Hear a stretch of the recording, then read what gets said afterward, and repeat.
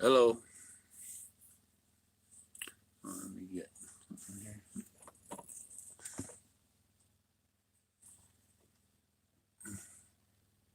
Oh, I'm here.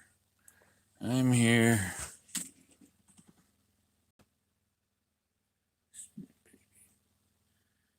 Um,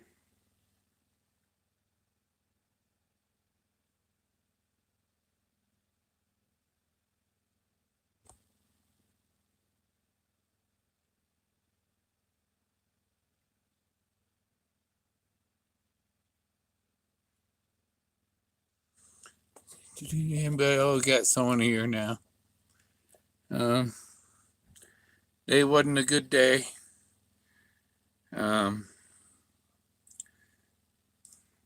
got my. He's.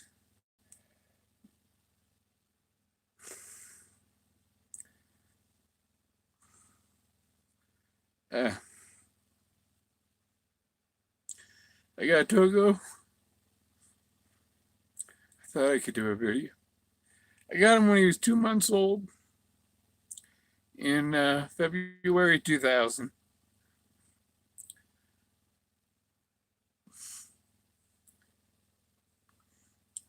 I woke up about 7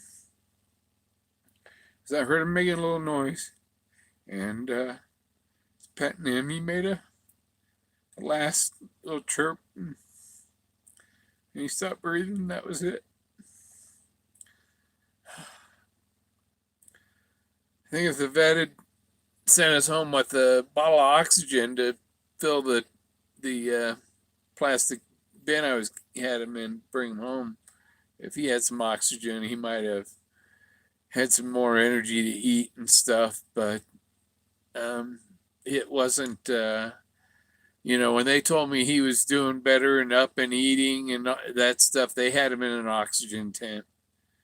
And when I picked him up, he was in better shape than when I dropped him off, but he was in about the same shape as he was after after he perked up the other night, and he went right back into whatever they said he had heart.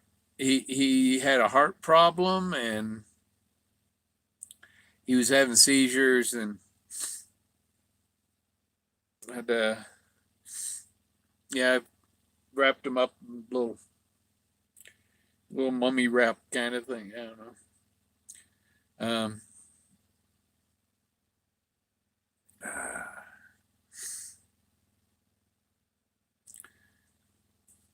so yeah, I'm gonna take him up. Figure out which there's some special spots up my search area that I'd like to put him at. One is where Thoth is riding the ibis, because that's a bird monument, and there's another spot that's I call it Fred Flintstone's cave, where that you could tuck him back away in a little hole and fill the opening with rocks and entomb him in there. You know, at yeah, Togo's he's lived all over the country. I got him in Florida in 2000, and where'd we go from Florida? Oh, yeah, ended up going up to Canada with him, and coming back from Canada. The Canadians took him for 6 weeks and charged me with parrot trafficking, and he was on CNN and CBC and in the Sun newspapers up in Canada. They said he was a flight risk and stuff. And they tried to take him away from me. That didn't work. That was 2004. Um, Seems I went somewhere. Oh yeah, I had. Yeah, so I got him in Florida. I had moved to Colorado. He lived with me in Highlands Ranch in Colorado, and I had a cat that was born the same, time, about the same time as Togo was a kitten, and I had them together. The kitten and the bird, and the kitten learned to respect the beak, and the cat always. I had lots of pictures of Togo with. She was Miss Kitty. She was a Maine Coon, um, real pretty, kind of calico Maine Coon. And yeah, it's my little buddy. He's he's in there. I just looked at him. His eye was drying out. Uh, so, um, yeah, after I got back from Canada, we lived up in Vermont and New Hampshire for a couple of years. I was working for a vacuum furnace company in Manchester. Was house sitting in Vermont before that, and so he got to live up in Vermont on a ranch, and we lived downtown Manchester, around the corner from the something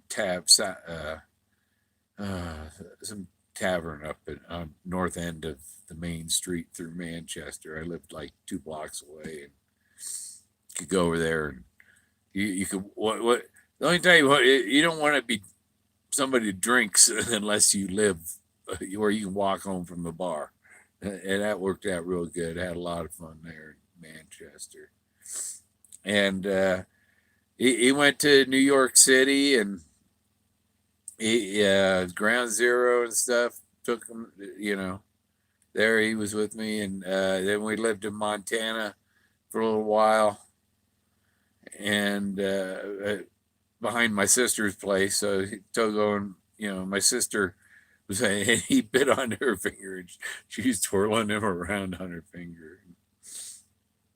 Um, yeah, and when the Canadians had taken him in 2004, he got ex up there in Canada. She was one who picked him up, and was to, because the judge ordered them to return him within 48 hours, and waived all sentences and fines and all that. Just told him, give him back his bird, you idiots. Yeah. And so anyhow, when he was she had to take him to the CBC studios in Toronto, and William Shatner was there, and Togo punked William Shatner because Togo liked to, he'd see someone on a cell phone, and he'd make that Nextel phone ringing sound. And William Shatner, somebody answer that damn phone. Someone told him, it's not a phone, it's a parrot. And yeah, them French Canadians, the American traveling with his pet, and you're international parrot trafficker, hardcore criminal. No, you guys are assholes. But I got him back. This guy, Jeff Godfrey or something. His last name was Godfrey. He was a writer for the Toronto Sun, and so all the Sun papers. A lot of people in Canada knew about Togo, and when he was on CNN.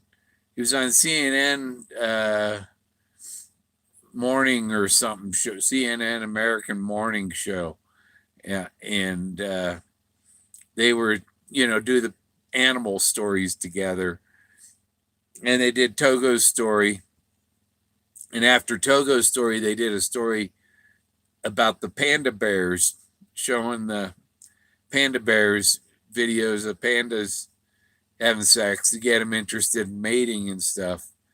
And one of the commentators on CNN said, "Do you think they've been making Togo watch the panda porn?" So he's been accused of watching panda porn by CNN.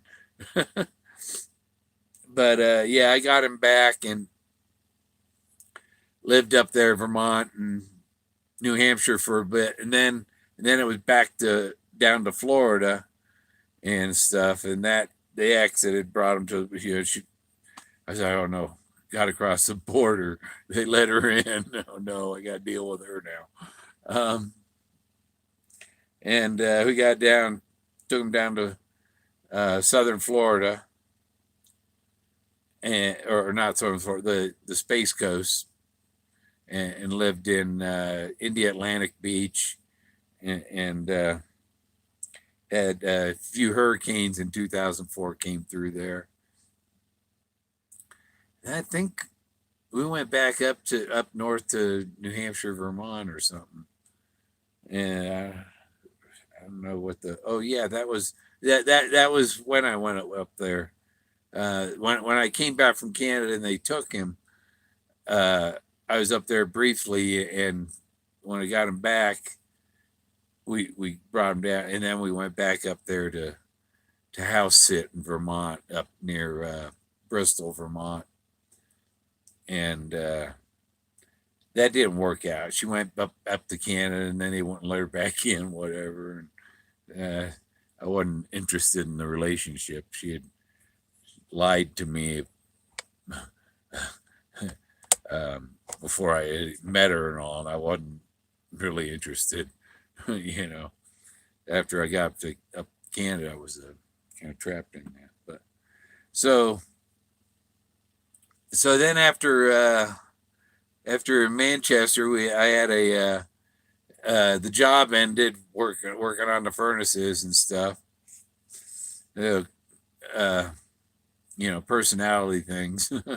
I don't put up. I don't work for people.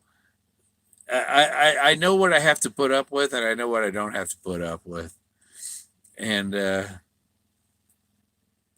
so I had lost the job, and with the severance pay, I bought a 66 passenger Thomas school bus. Thank you, Tony. Thank you, everybody, Joe. I bought his Thomas school bus and moved out of my apartment, moved into the bus, just set the furniture up in the front half of the bus, and the back half of the bus was like, a moving truck kind of, had a washer and dryer and stuff. And I moved to Keene, New Hampshire, and he lived with me in Keene, New Hampshire for a bit. And then the city ordinance asshole there, I was parked, a friend owned the house, and I had the bus around in the backyard and stuff. And the city man, I was charge you $100 a day. Screw this little town, And I'd gotten a DUI outside of. I had a lunch, I had dinner, a big old, half-pound hamburger and fries and all that, and I had 2 drinks, and I went over to another club there in town where this asshole guy works, and anytime I showed up, it was, I was kicked out just for being an old guy in a college town. There's this bald guy that ran the bars, and he was probably hustling drugs there too. Yeah, that's how I think of him. But anyhow, I had gone over there, and I came around this other street, and I came up to the street, and it was a one way, and there was a parking space, like 2 parking spaces away from. I come up to the one way, and so I come up, and I come up the middle of the screen, and you can only go this way, but where this feather is a parking space, and I came up and I went that way just enough to pull into that parking space, cop come, they were taking you for DUI, whatever, you know, and it was point point 0.00. I I was within a half a point or whatever of, but it, I I well, if they get you, or I was right at the two, right where you're supposed to, and there's a certain air rate, and because of that air rate, they couldn't do me anything because of my disabilities. They couldn't, and I've got a 5-6 page letter from the judge why I wasn't guilty. So I the only DUI I got out of it. I only had 2 drinks, so and a meal with it, and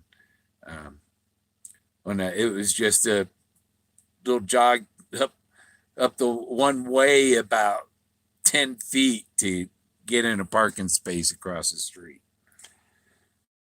But so I beat that, and I I had unemployment coming that I paid the lawyer all my back unemployment they owed me was 2,500. I paid him, and then I went and met my brother down in New York City with he had a bus that he did for a 9/11 thing. So Togo got to go to New York City, and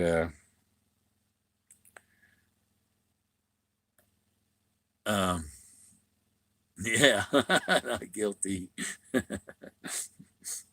um, I don't know. He's my baby. It's hard to let him go. Um, I called the place to see what it costs to have him. Uh, they can, they might. I don't know about it. Someone told me that well, there's taxidermy.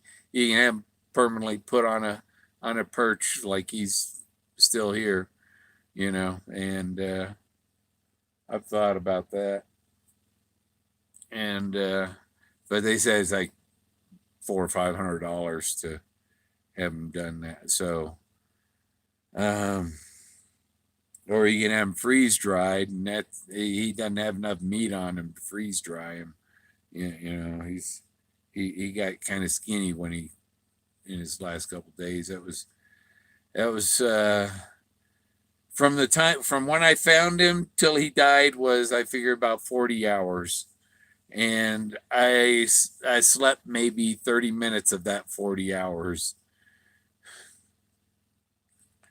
It took me 2 Monster drinks to get home from my son's last night, and I had him in the transparent plastic bin right next on my bed, right next to me, with my hand right next to the wall where his head was resting, and yeah, he made a couple little noises, and last little squeak, and I keep looking over where his cage was hanging, and looking for him there, but I've had him up on a shelf up here.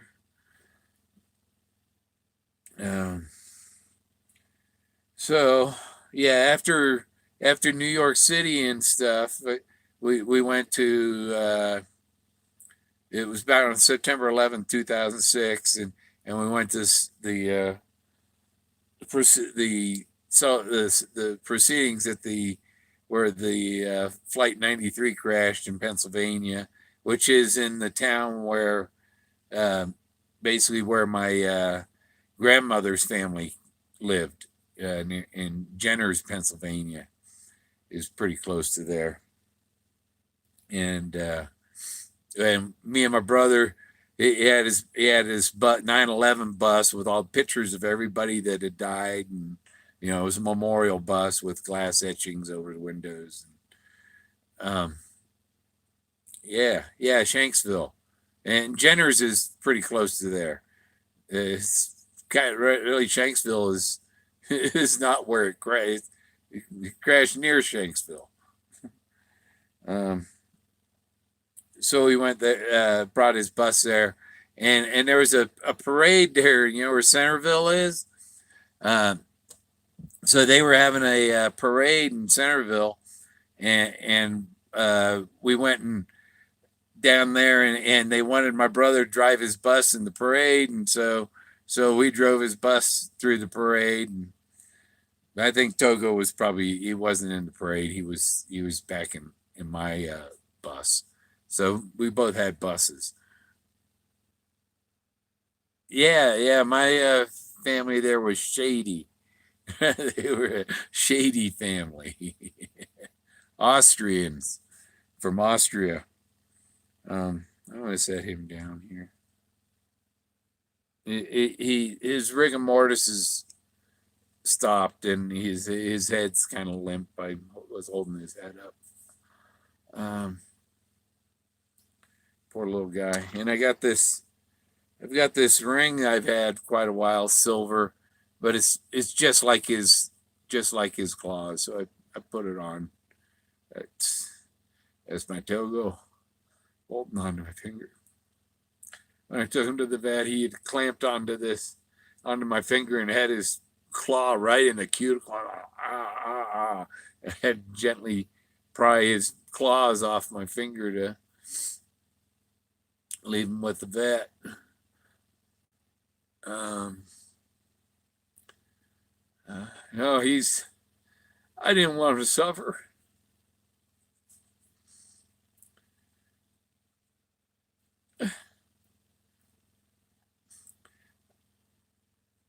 I prayed last night that either you or God bring him back or take him, because I don't want him to suffer. And they took, he's gone. That's what, they let him go. He's free. Yeah. He's up there soaring with eagles.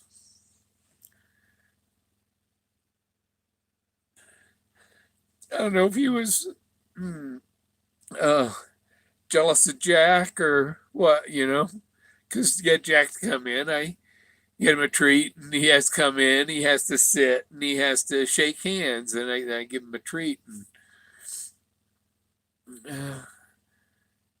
yeah, should have had more treats around for Togo. Maybe he just felt left out a little bit because Jack was getting so much attention. Jack demands attention all the time. And Togo sits, and he whistles, and he makes his morning songs. And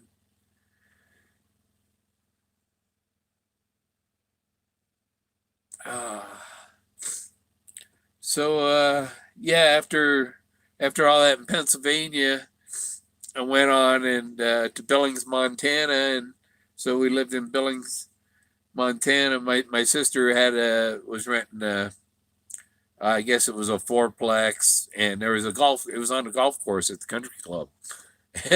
and they had me I parked my bus right behind the fourplex, basically on the golf course, and I was there for about 6 months and had a lot of fun in Billings, and going to some of the little bars they have there in Billings. And um, I got a couple tickets there for. I got a ticket for driving. It's like, what was it, New Hampshire or something? Took my driver's license after I wasn't living in New Hampshire.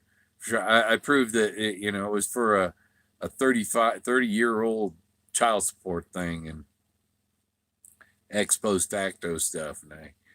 And so when I got a ticket in Montana for driving without a license, and then I got the suspension reversed, and so that took it made the ticket, so all it was a registration ticket for $20.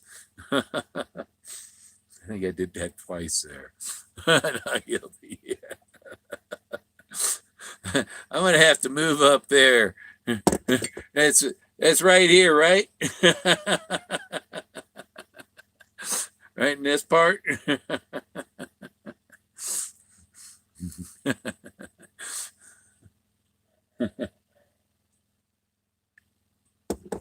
Yeah, we was there when I was I think I was 19 on vacation with my parents, and we stopped there at the state park by the shoreline, and there was a little convenience store there, and we walked to the convenience store with my dad, and I knew the drinking age here was 18, and I bought a little bottle of Mad Dog, and my dad, he can't buy that stuff, can he? If he's over 18, he can.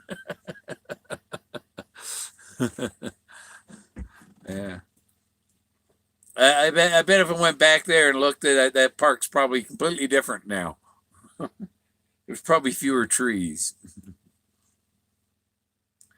Um, so yeah, I was at my sister's for 6 months or so in Billings, Montana, and then I bought some uh, land in Oregon. I bought 2.5 acres in Oregon, in Bonanza, near Bonanza, Oregon, north of Bonanza. It was kind of on a pass, and I had made a road to get into the middle of the lot, and had my bus in there.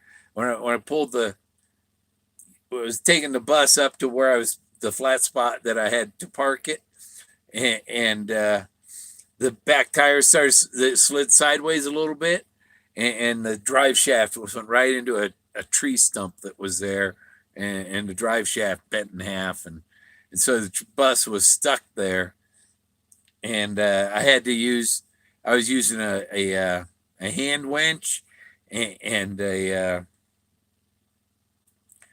um, a jack. I put a jack behind the tires to push it, but because I only had to move it 15 more feet to get it to the spot.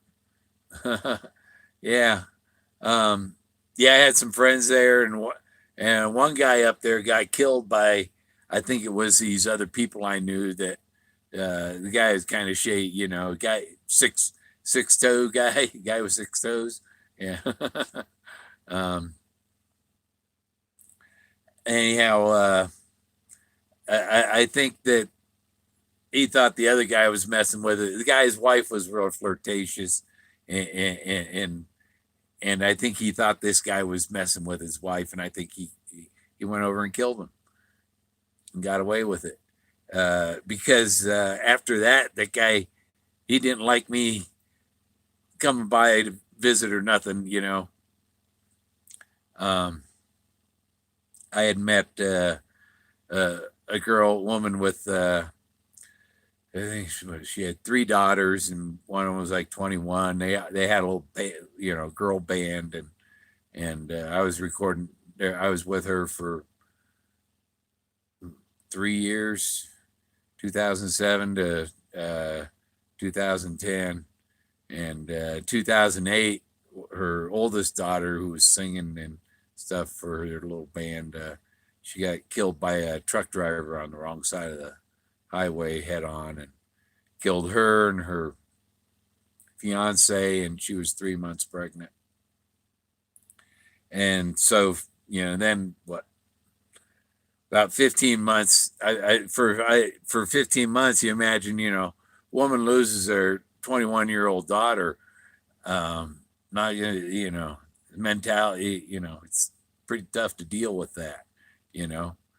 Because there was a lot of, you don't know what's going on in their head. Yeah, my friend took over that relationship.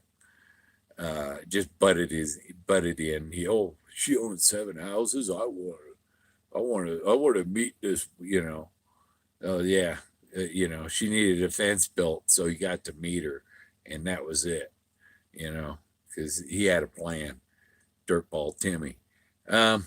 So I left there, and I moved to, we went to Myrtle Creek, Oregon, and stayed in a little RV park there along the river and stuff. And I had a raft, and I get someone to drive me up the river and drop me off with a raft and float down 5 miles down the Umpqua River and stuff. And so I lived there about 6 months until uh, they told me while I was waiting for my Social Security, well, go get a student loan and get some more education, So because I already had my AA degree from University of Phoenix, and so I went to University of Oregon for a year and moved up to Eugene. I was renting a spot on it was 20-acre lot and nice, $1 million house and stuff. And after I was living there for about 3 months, and I went I had my RV up by the garage, and I could go down and use the bathroom and the shower and stuff. So I was going down to the house to get a shower. I was going in, and the woman that owned the house was on the phone with somebody telling, and I've got to go to prison for this, and it's like, oh, I looked it up, and one of her exes, she was involved with it too, her and her ex and stuff. They're growing. She got caught by Federal Express shipping mushrooms. Oh, my damn computer shut off. I don't know why it keeps shutting off. I got a backup old XP computer. It works better than this Windows 7 one. So I found out, yeah, she was going to federal prison for tax evasion. She had 4 other properties or something, and 3 of them were just grow house, over 225 marijuana plants and and stuff. But what had happened was one of their associates was making the deposit at the bank, and he smelled so bad of fertilizers and stuff that the customers at the bank were complaining about his smell, and they were wondering what's he doing? Why is he depositing $15,000 cash and stuff like that? So they looked into him and found whatever, and so the whole thing so this all happened before I ever rented the place, and you never know who you're going to rent from, and so they ended up, the IRS seized the property and everybody had to move out of there. And some of the people, she had a bunch of hip squatters move in there. What happened to Timmy? I don't know. He's probably still there. And after the last time she had got rid of him, I stopped by with my RV on the way out to treasure hunt in 2015, and he had gone, but then he came back, and I just forget it after that. And then I found, I learned about the treasure hunt in 2013. In December of 2013, I was searching for metal detecting videos and came across the Forrest Fenn, one of the interviews, or probably was what was it, NBC or whatever, the show, CBS, and so that was in Florida when I had my RV. I was all the way down in Florida watching it, but I haven't gotten time trying to put things in order. So I left there. I stayed there. I was going to University of Oregon, and then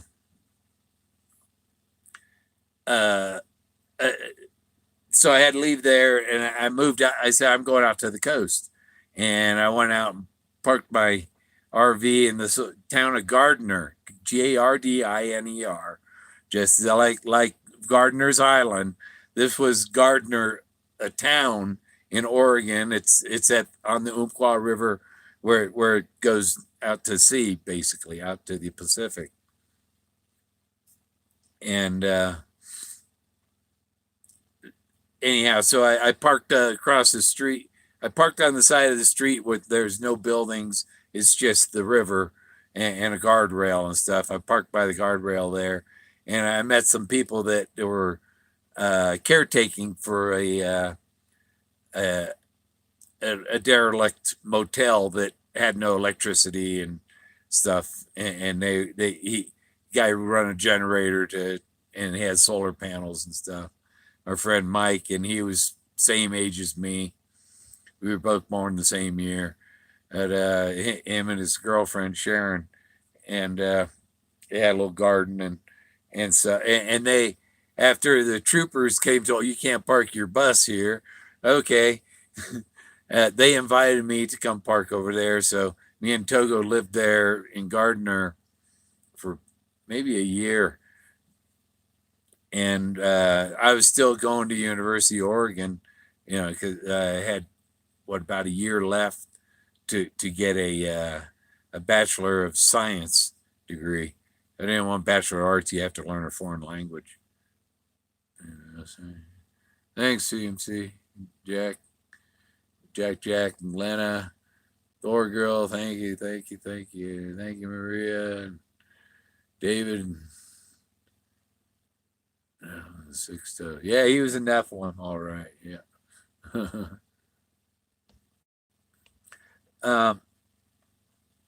So anyhow, we're that I'm living there, north, and well, I guess somebody was complaining about the bus being there. Some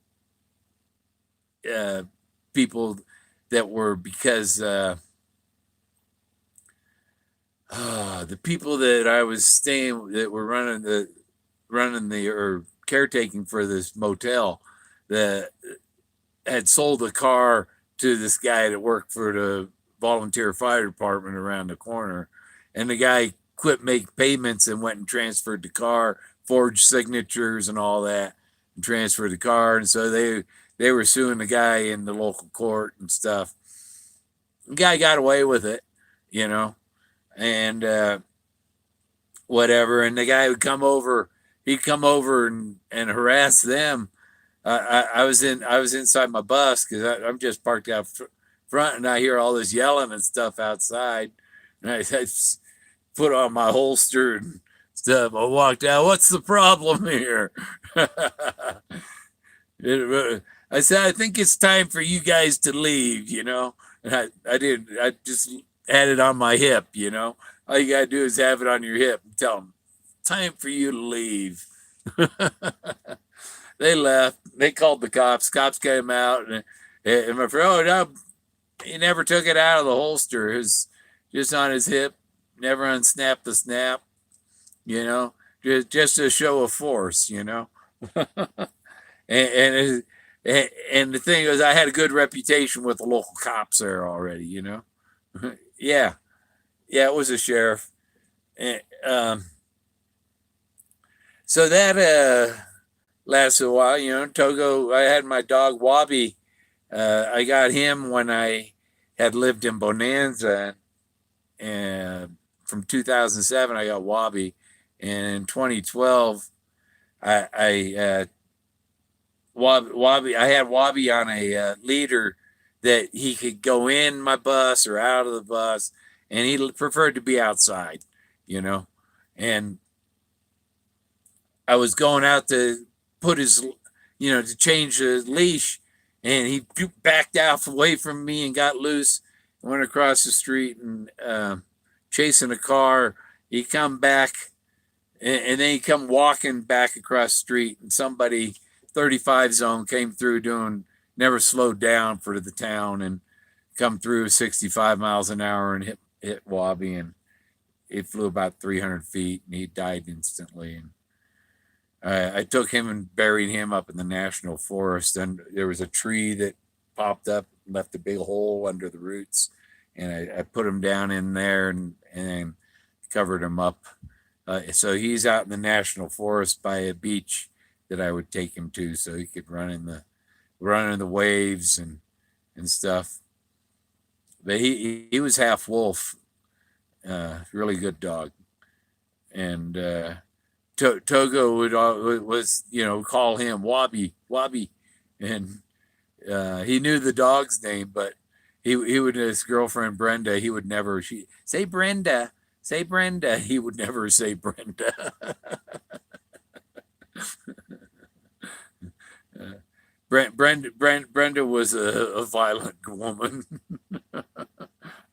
I had to hide from her. um, but from there, so the problems with the guy around the corner, the fire department, that guy in their car, I eventually had to leave town. But I just went about 5 miles north of town, 5-6 miles north of town, up on top of the hill. 101 comes up to the top of these hills there, and there was a little. When I was going, I seen a little tunnel into the woods, and I pulled, went and checked with my car, went in there, and there was a cul-de-sac back in this corner, and there was trash all over the place and stuff, and I pulled in there and parked my RV where you could not see it from the road, from the highway when you drove by, and I was there for 8 months before a highway crew coming up trimming, debris, the trees that might fall on the road, and trimming trees back that might hit vehicles coming by.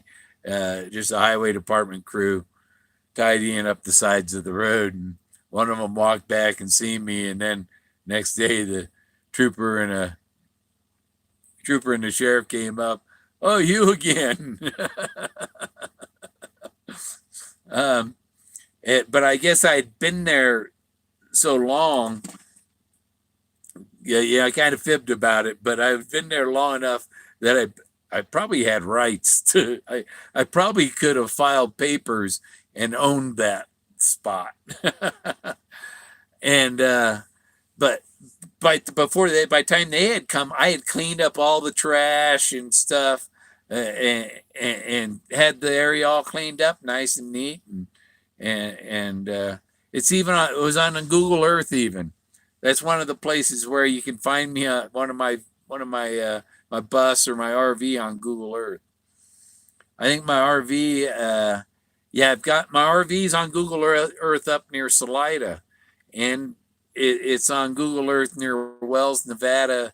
One of the exits west of Wells, Nevada, is my RV off the exit and on the frontage road right next to the exit, with my black car behind it. That's my RV there. Good. So I stayed there till then. Then I went up to Florence, Oregon, and I was parking north, just south of the bridge from Florence. Was that where the Umpqua? I don't remember what river is it.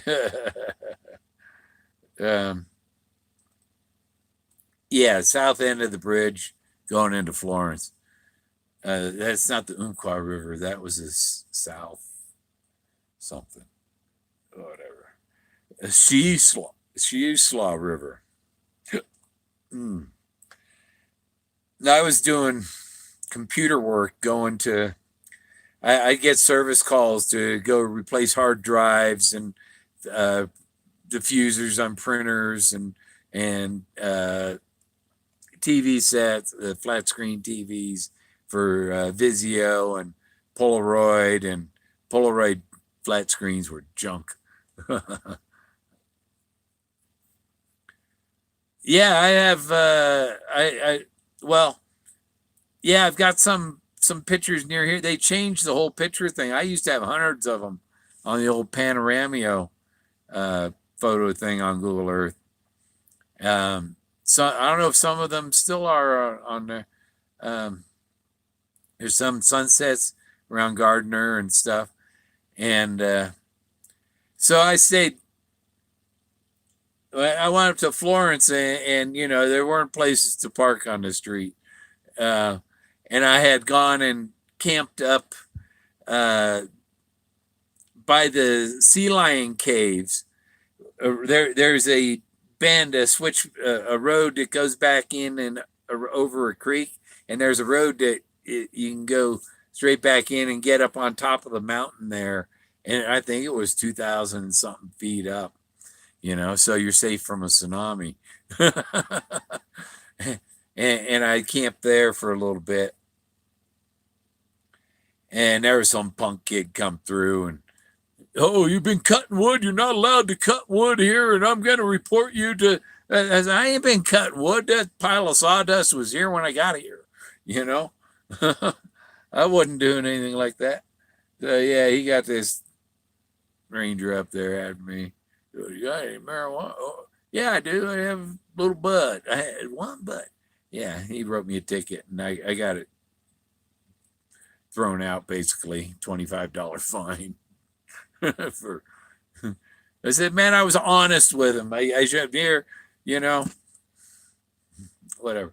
So then I had to go, find some place for my bus, and I parked at this one spot along the river, along the Siuslaw River, and there was a road that went in, and there was a pullout on the back road going in there, and I look online and find out, oh, this looks like a good spot. I think it's owned by the county or something, nobody really cares.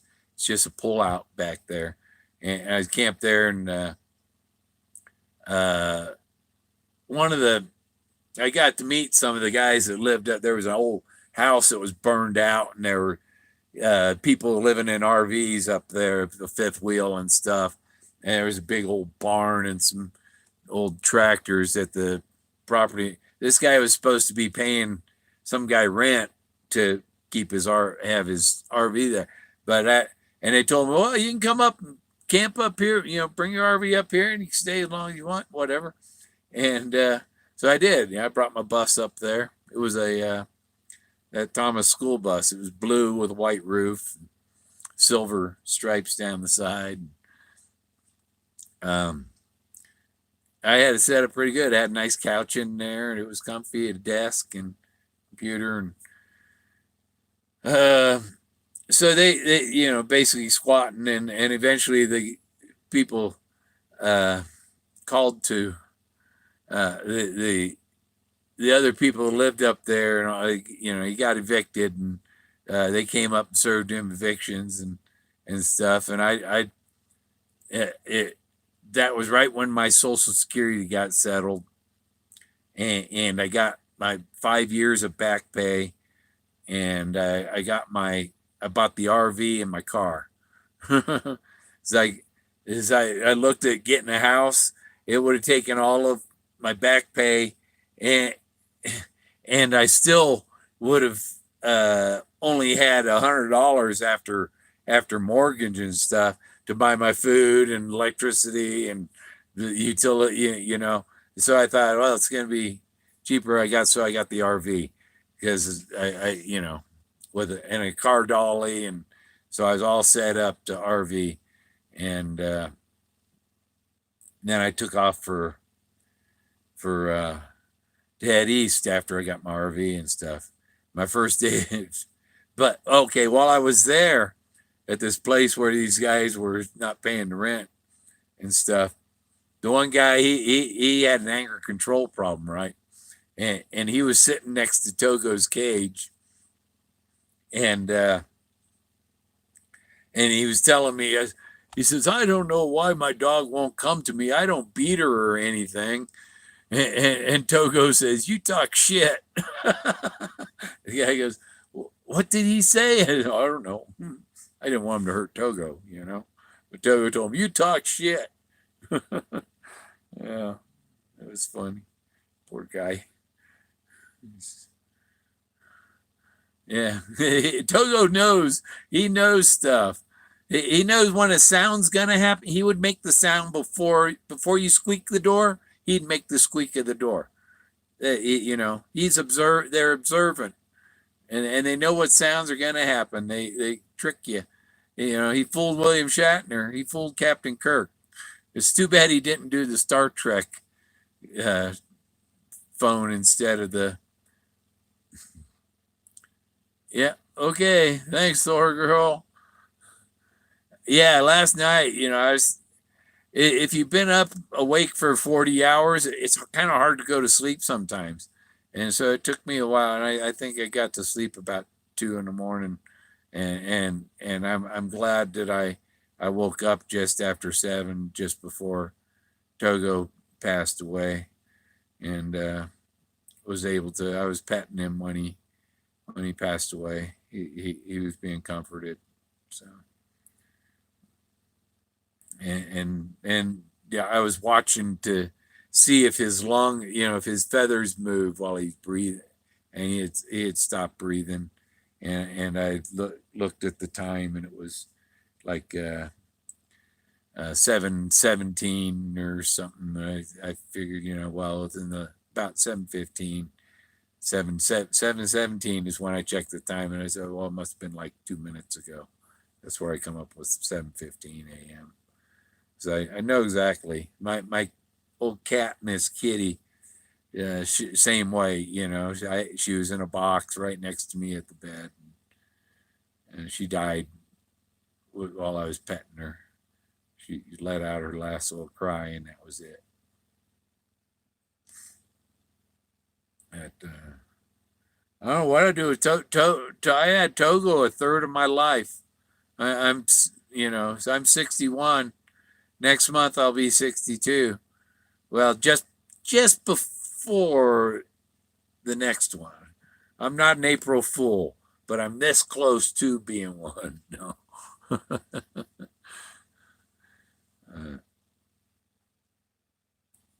yeah, and I don't know what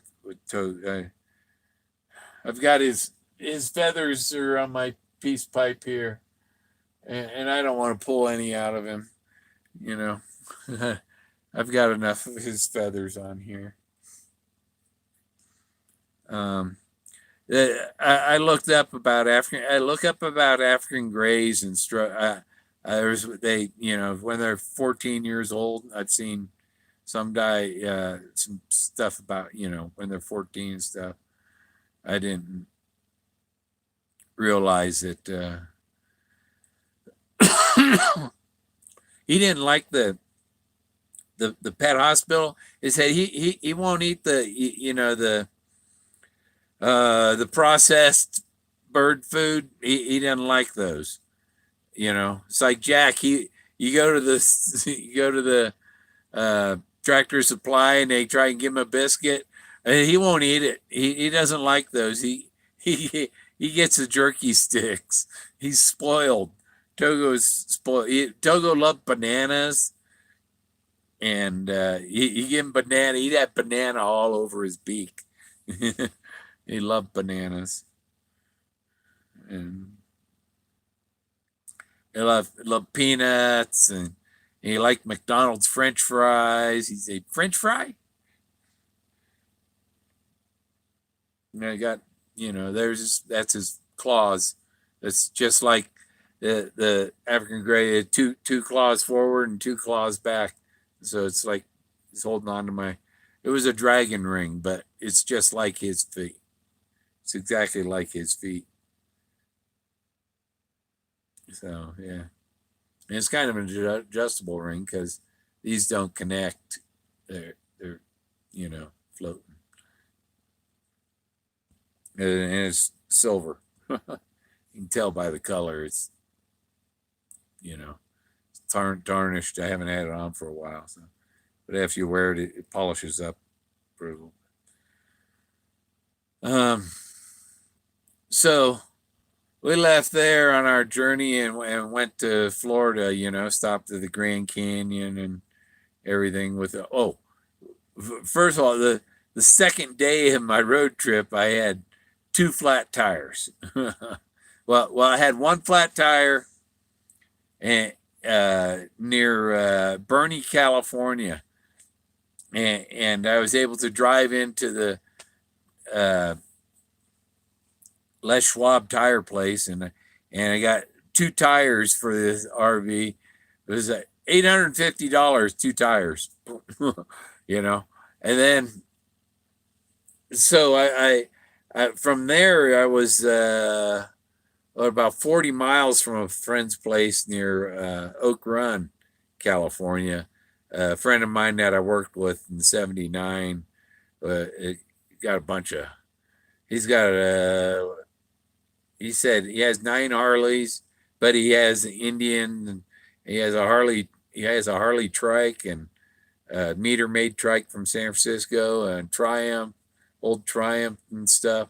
And they're like ornament, you know, because his back, he doesn't ride any of them anymore. Yeah, Oak Run, that's where Merle Haggard lived. Merle Haggard was one of his neighbors. And there's a lot of oak trees, and they got a lot of fires up there and stuff. But he's got 45 acres there, and as far as I know, I think I'm heir to it. um, because he doesn't have any family to leave it to, and uh, no, it's east of Redding. It's 50, 60 miles north of Marysville and stuff. It's between Mount Lassen and Mount Shasta. And so every time, you know, there's fires of it, he's always worried about his, you know, his property getting burned down. So cut down some of the trees that are close to that, but the trees provide shade because it gets like 110 degrees in the summer there. And he's got a couple 36 Fords. He's got a 32. I think he has a 32 Ford and a 36 Ford. Yeah, Redding's hot. And yeah, I went and seen with him and his girlfriend. We went down into Redding when Sue the Tyrannosaurus Rex was there, and saw that exhibition, the T Rex, and so I was doing some 3D pictures then. So yeah, I stopped to visit there, and then it was, you know, where did I go from there? Oh, I went up over the Sierras through Susanville and down through Reno and down 395 and stopped to visit my mother's brother, Uncle Huey, we called him, in Olancha, near Olancha, California, and he had 10 acres with he had 300 cars there or something, junk cars, old Edsels and all kinds. Yeah, really old cars. Studebaker, and explored around there and hung out with my uncle. Helped him out with a few things, and he was born in '37. He died 3 or 4 years ago, but I got to see my mother's brother before he passed away. Yeah, he used to own Dirty Socks. He owned Dirty Socks for a while. He was trying to turn it back into a resort. nobody cared about it.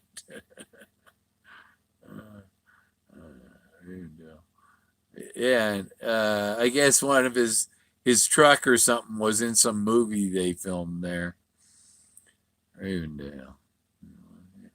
Yeah, he lived in Cartago before Olancha, and a story about Cartago in 1979. Me and a friend, we were Joe's gonna say guilty on this one because I'm admitted. My friend, he had a brand new Monza Spider V6. You know, in '79, that was a fast little car. You know, and we were coming down 395, and we passed this Caltrans service truck, you know, dump truck, basically. We passed it, and there's four guys four guys in the front of the truck, right? And I look up and that's my uncle. So he passed my uncle and go, hey, hey, hey. And we pulled over, talked to him. He said, okay, we'll meet you at your place, right? And we were probably 10 miles from his place, 395. And we got in the car. I was driving, and we were down that highway. I think I was doing 100 and 105 or 110 in that car, and there were some semis, a couple semis coming the other way, and behind the last semi was a highway patrol. I was doing 115 when they went, and it's just, the road is doing this up and so he was going the other way. We were doing 115, and I looked in the rearview mirror, and when I got up at the top of the next crest of the hill, he was and turning around. But as soon as I seen him, I know, oh, he's coming after us. I punched it, and so we're doing 130 or so, 140, I don't know. And I knew exactly where I was going, to my uncle's house, right? And when you get to Cartego, it was a left turn, and I pulled in behind his house, and there was a tarp, and we threw the tarp over the car. And we walked out to the highway, or out to his road, to look down the street to the highway, and that cop went right on through town.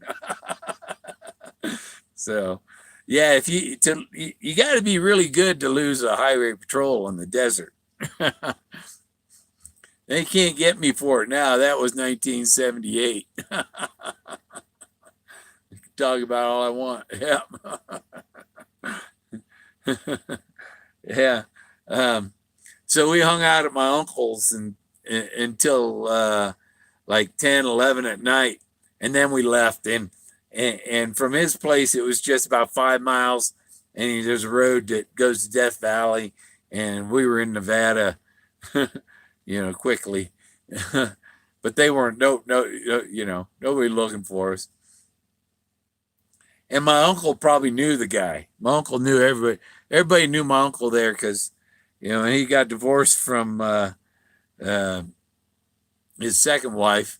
And he had 13, 14 kids. I don't know. He had a big family. And it was mostly all girls. I think he had 2 or 3 sons and 13 girls.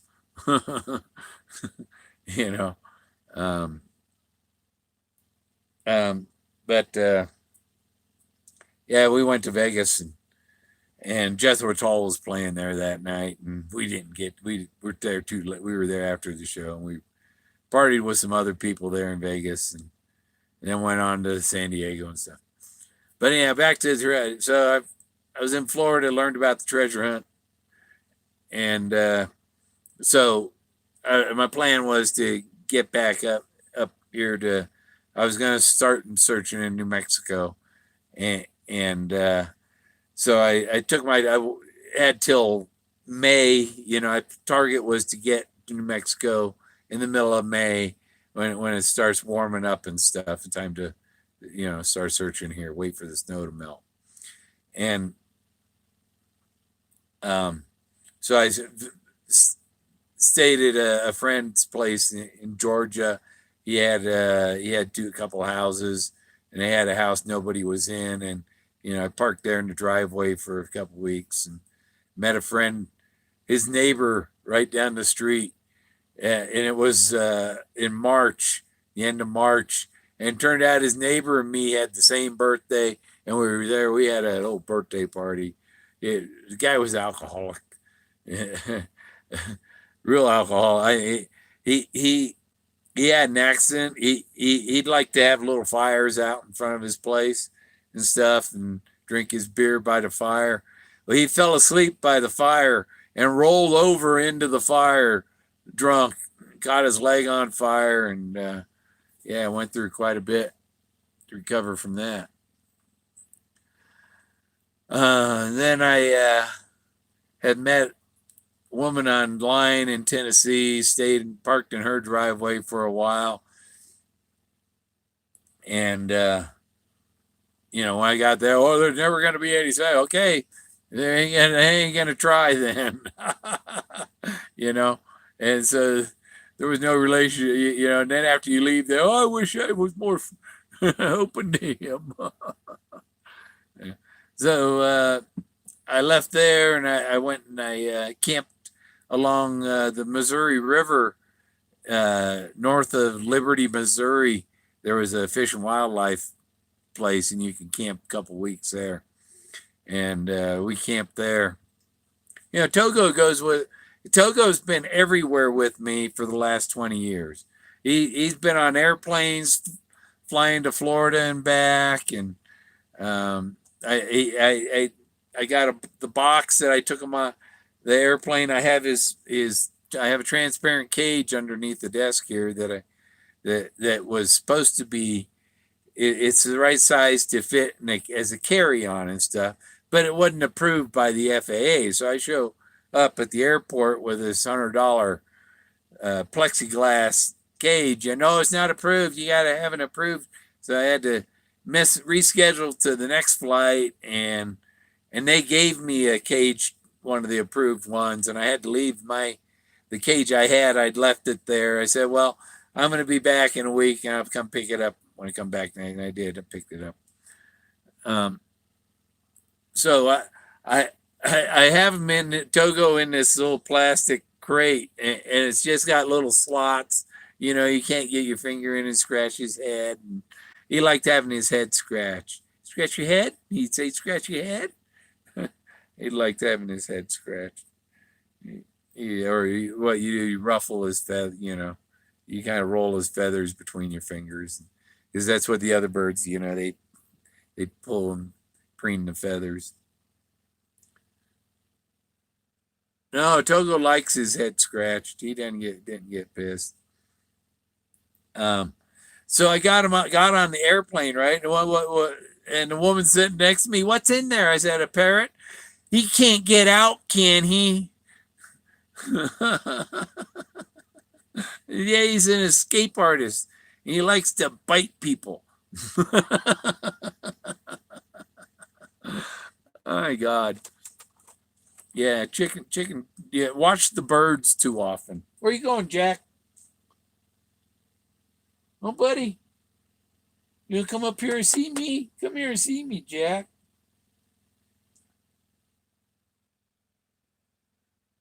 You're the only pet now. There's no Togo's resting here. I showed Jack, and Jack is he knows it's Togo in there. I thought about taking what he's wrapped in here, and that's why I say let him dehydrate, or kind of freeze dry, turn him kind of so that all fluids are gone from him, and then take him in his wrap and cover it with a plaster of Paris or something, and put him inside make a concrete parrot around him, kind of entomb him in a concrete parrot, or make him look like one of the rocks up in my thing, and take him up there and put him up on top of so he sits on top of one of these other monuments that I found, and have a little Togo monument out there with him in, because some of these things, I don't know if there's elephants inside. I think they made concrete, and so a lot of the formations were man-made, not carved out of the rock. And so I was going to do and make like a flower pot with him, and plant some flowers right there with him. Or I thought about a rose bush, but you got to have you want to plant your rose bush in the sunshine. Yeah, Togo died this morning about 7:15. I was petting him when he passed away. He's he's been with me 20 years, except for six weeks when Canada took him. Charged me with parrot trafficking and stuff. One thing people ask, why don't you go down to Mexico with your RV? As I can't, because I got Togo, and you have to take him to Mexico. You have to have an export permit to export him to Mexico. You have to have a permit from Mexico to import him. To bring him back, you have to have a permit to export him, and then from Mexico, and a permit from U.S. to import him.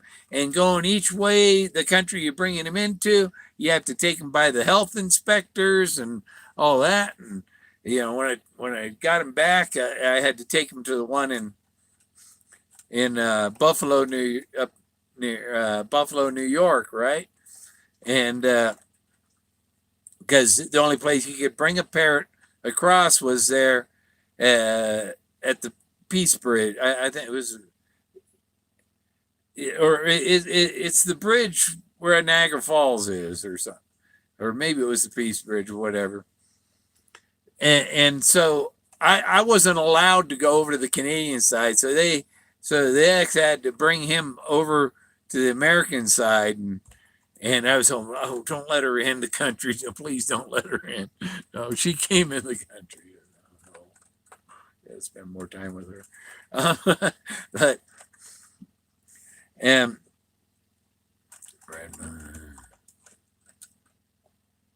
especially dogs and things. Yeah, the dog. I had my cat. My cat was no problem. Papers and stuff for Canada. I had to from pet shop. And I asked the pet shop about, well, what do I need anything for? No, you don't need anything for your parrot. No, you got to have something from fish. You got to have the permits from Fish and Wildlife for parrot. Any parrot. No parrots are excluded. It's an tyrannical international law to prevent smuggling of endangered. But he's not an endangered species.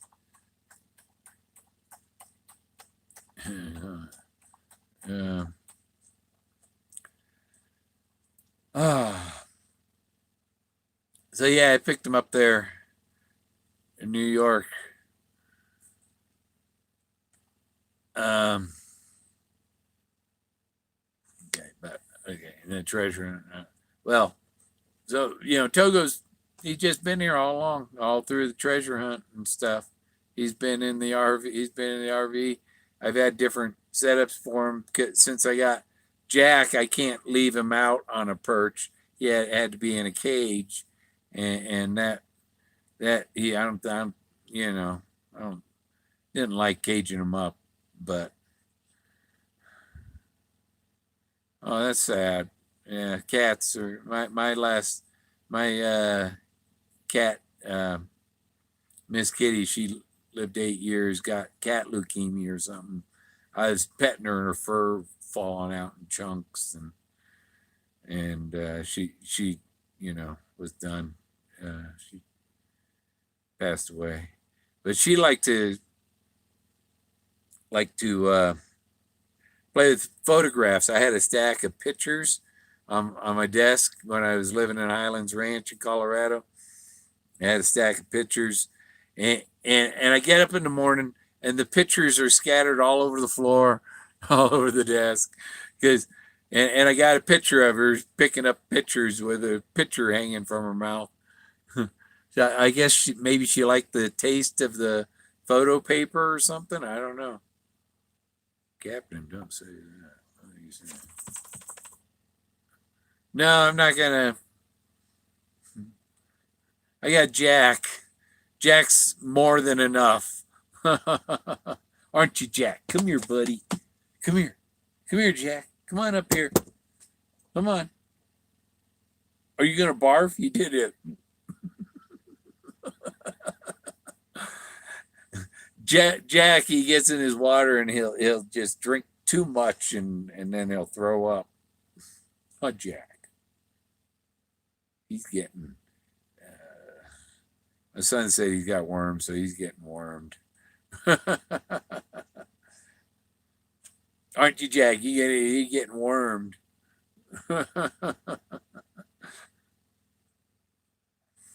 It's because there's wild things out. You know who know. You know he pick up an elk bone. What I gotta do is when he brings in one of them wild animal bones here, a nasty looking thing, I gotta take it, put it in the trunk of the car, and on the way out to the highway, stop and take it out of the trunk and throw it out someplace a mile away. You know where he won't find it. You gotta keep him from finding nasty stuff. He'll find stuff that I can't find. He found water on one of the searches. Came back to the. I was ready to get in the car. He come back all muddy.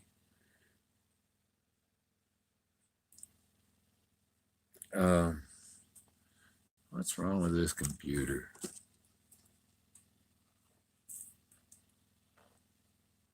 Generator's on.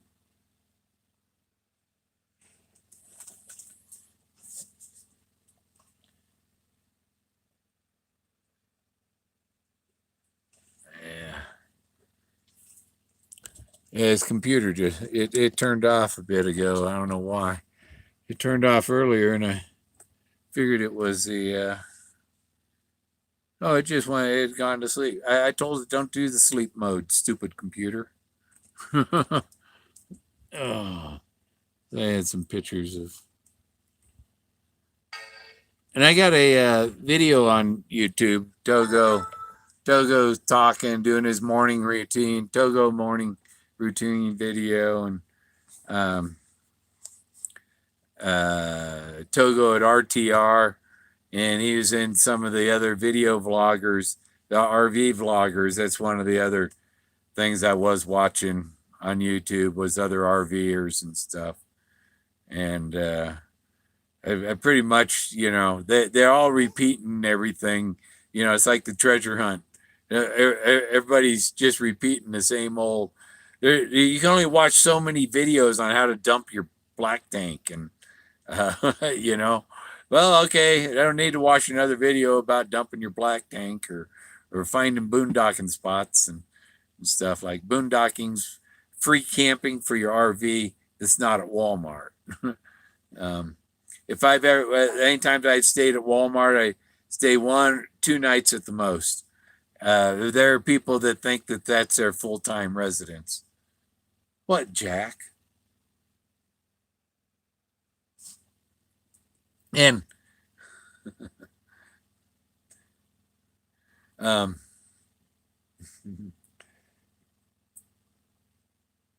yeah, I was watching. I haven't watched much of the news. We knew what was going to happen. They acquitted Trump, but when the election comes up, and I go to vote,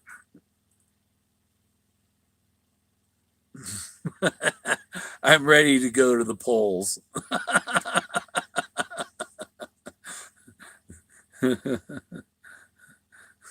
And this is a very quality made hat. It come from Russia. It has my age in it. 61.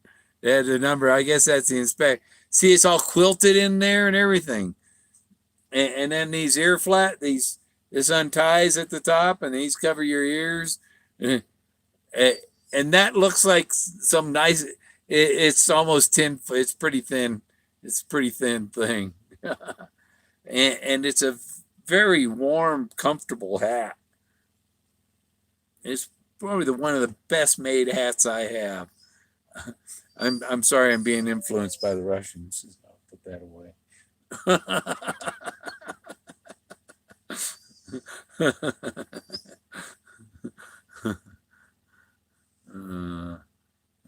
How come this one? I saw Tin Man there. Hey, Tin Man. Find Bigfoot? There's a Bigfoot tracker down here in Colorado.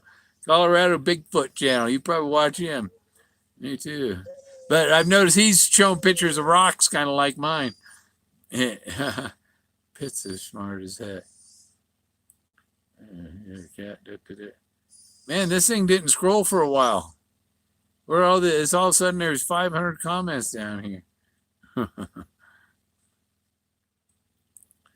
Oh, it was on eBay. It was $18. It was cheap too. I can see. Yeah. Easier flat. You can tie it under. Great for here in Colorado. In the back, the flap comes down to come down further on the back and stuff.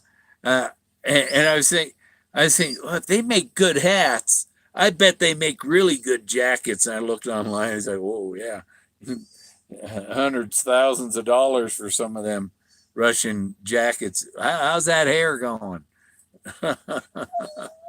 That's what happens when you take it off. Who do you want, Jack? Oh.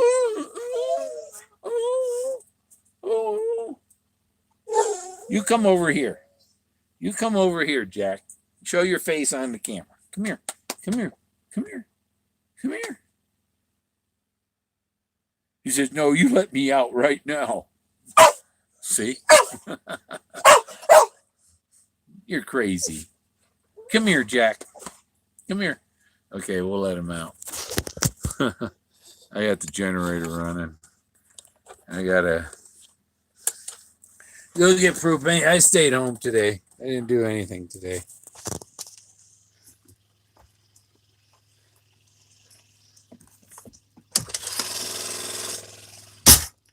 I am out. See, Togo's cage was here. He was hanging on these hooks. I had him on these hooks and had the window cover bubble wrap, so keep him a little warmer.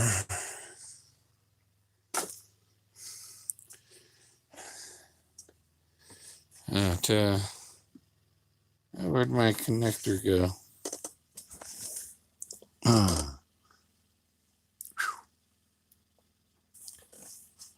That's my cable. Fell under the table. Didn't leave it on the hook. This phone. It's a heavy duty C-type.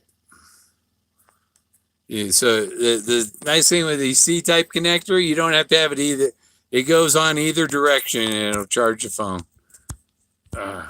You don't have to have a particular direction connected.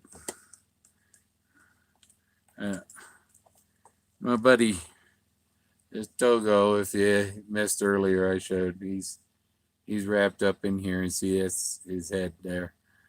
I got a little flap here that I'm not gonna show you his eye is dried out.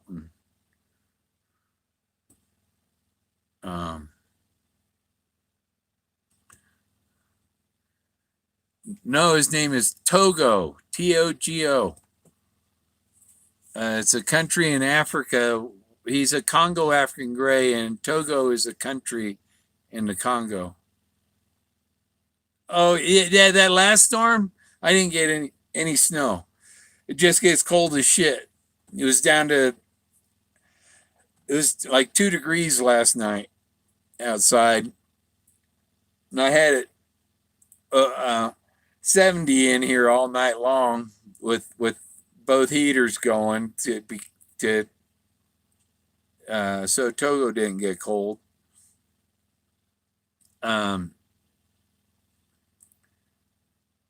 Snowing there? It's not snowing here. The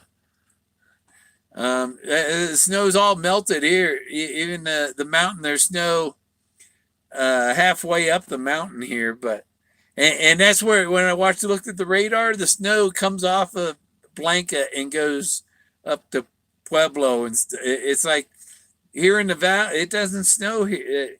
It all gets sucked onto that mountain's like a big snow vacuum. I'm going to put Togo up on his shelf here. He's a sweet boy. I'm keeping him up on the shelf. Oh, wait, that you know, dehydrates his body so I can entomb him basically. That's right. I can entomb him in a rock and then place it in that cave thing I found.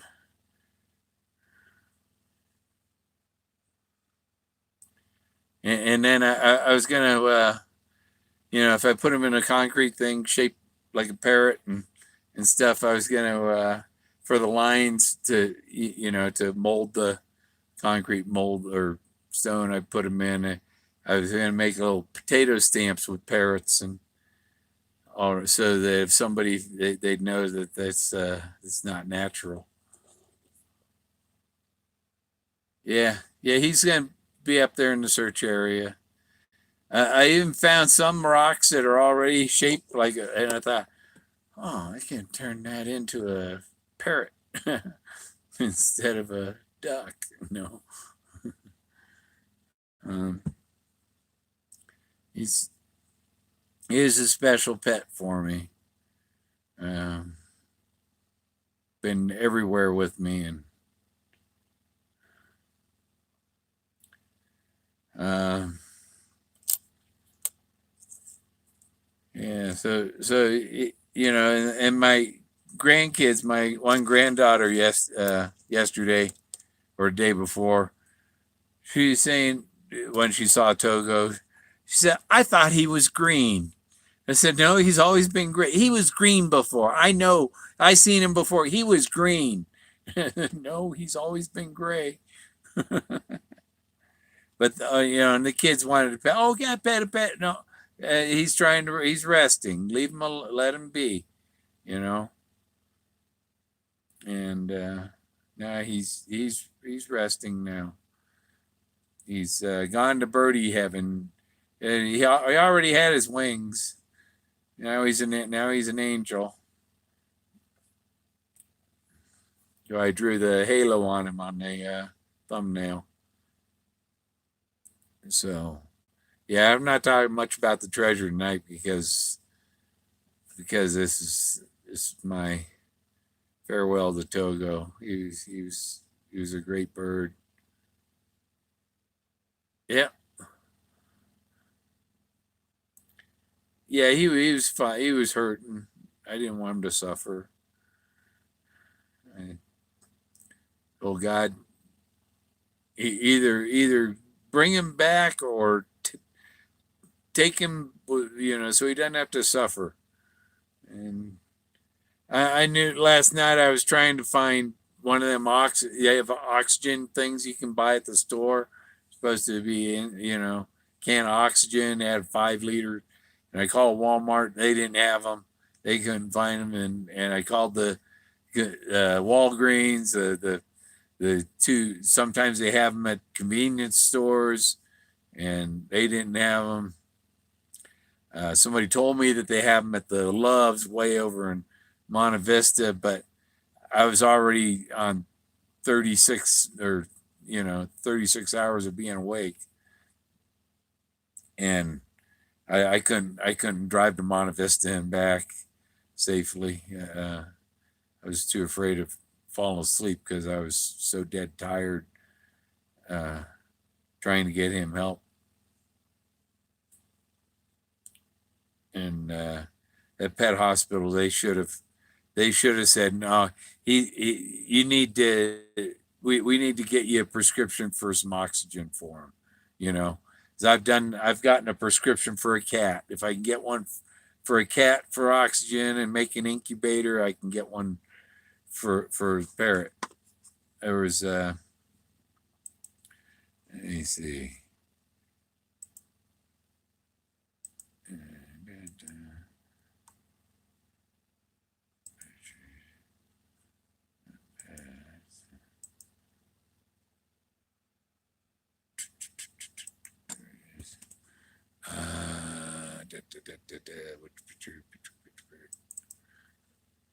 Let's see. This is a incubator. There's oxygen.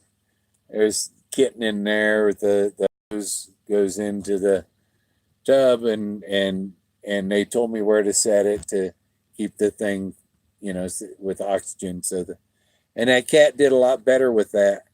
And the pet hospital told me Togo's was responding to the oxygen, was helping.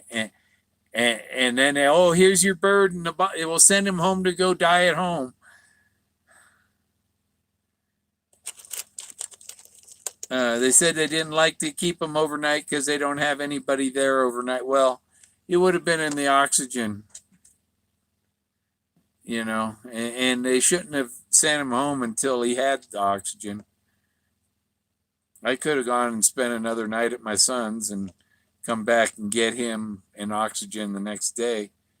Or they could have had me pick that up before I picked him up. But he really needed, I think if they had sent me home with him with the oxygen, he'd still be with us and be eating food and putting meat back on his, because I gave him I fried some ham last night, and I posted a video. He was trying to eat that ham, and he swallowed a couple chunks of it, but yeah, 7,500 doves. Cool. Yeah, I bet with that many doves, I suppose you come home and find them passed quite often.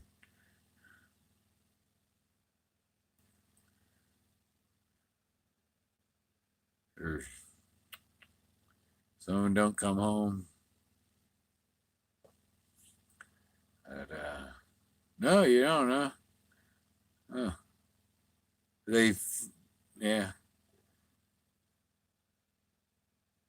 Are they completely caged, or they fly free and come back like homing pigeons, or I don't know.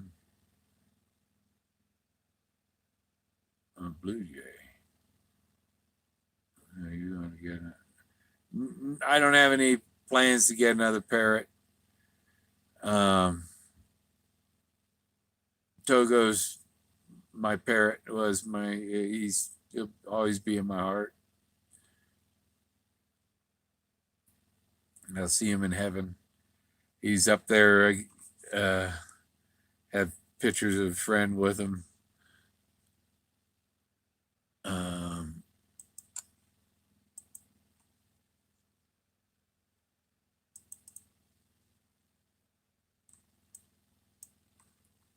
See, he liked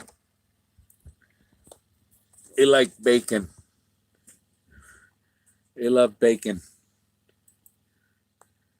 There he is, one of the cages he had up on the dash of the RV.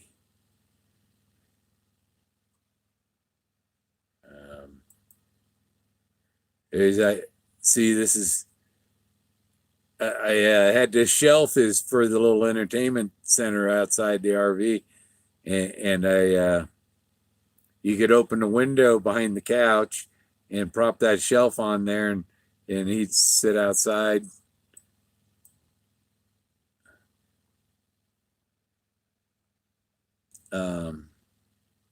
This is at my friend's place in Oak Run. He has this old Airstream, and you know what this Airstream is full of? You see it? Motorcycle frames. It's full of motorcycle frames. There's a motorcycle inside there. Harleys. Oh.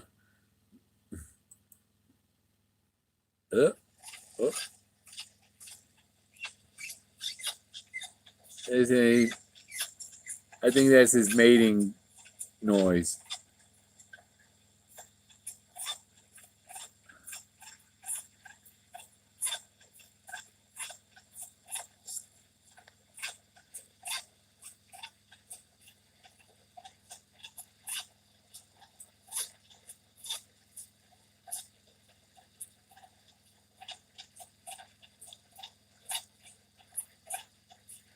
He was looking for a girlfriend.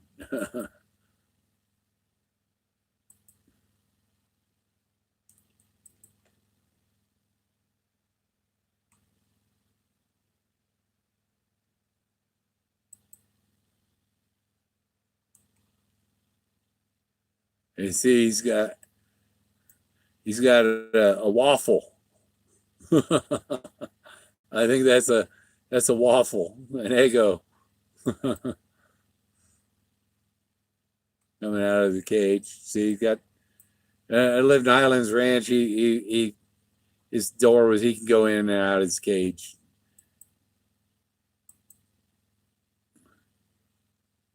See, that's how old he is. Look at my hair. I'm like 40 there. That's like 20 years ago. That's in Florida, probably about 2001. Yeah, some of us were. Yeah, Forrest was young too at one time.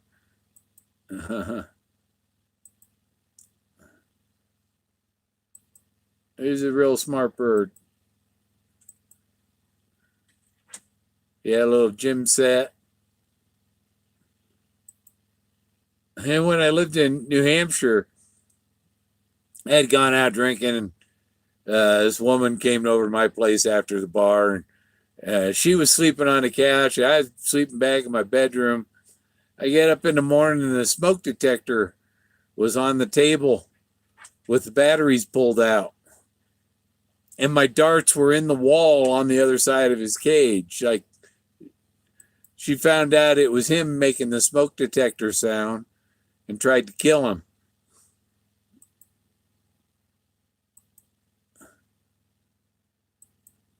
So yeah, I didn't care to get involved with that woman. The little dog on the floor, and Doug probably barking at the dog. He liked to bark at the dogs. And people would pull up. I'd pull up to a light with the RV, and Togo was on the dash, and people in the vehicle next to it, he'd bark at him. He'd go, "Burf."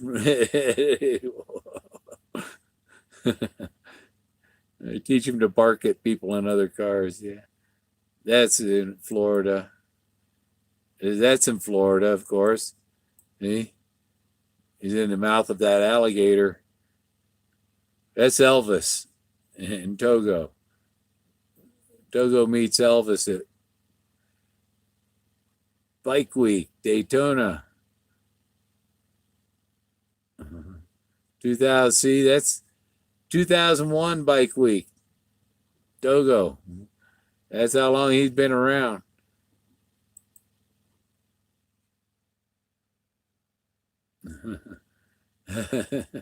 Right in the mouth of an alligator.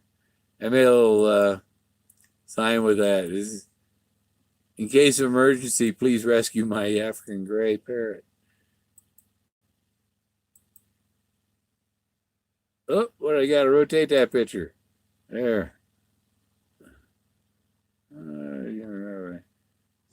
So yeah, he's been a lot of places. There, taking a chunk of my finger. That's in Florida.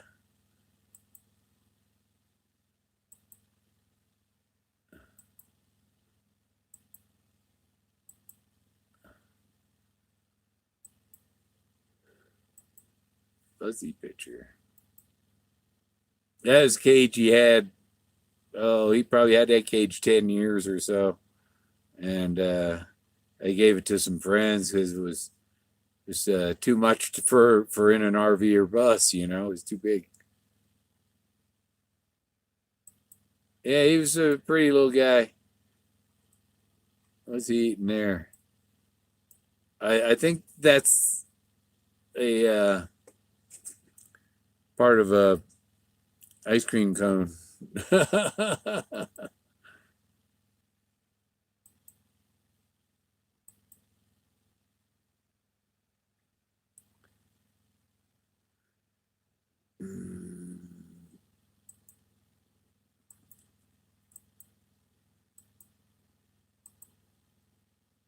Oh, Norman's Dairy.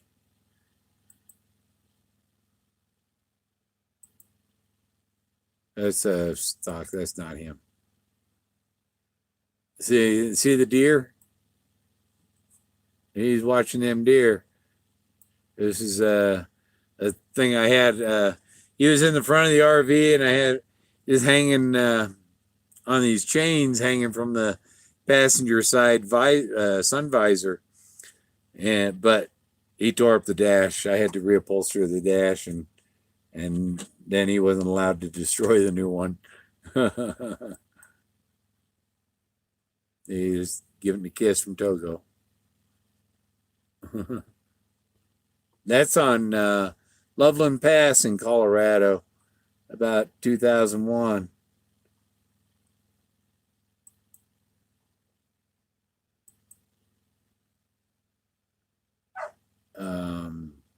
Yeah, that was a vet, avian and exotic animal clinic. This was 2002. He got sick, and yeah, they did his cholesterol. What was his cholesterol? 336. Oh my gosh, Togo. That might be, yeah. So yeah, if it was 336 when he was young, I could see how he could have had a stroke or a heart attack or something. What did him in? That's my parrot's level. Oh look, per parrot 100 to 1500 cholesterol. It's the normal. Oh, CPK. It doesn't give it that. It doesn't say high either with 336. Total protein.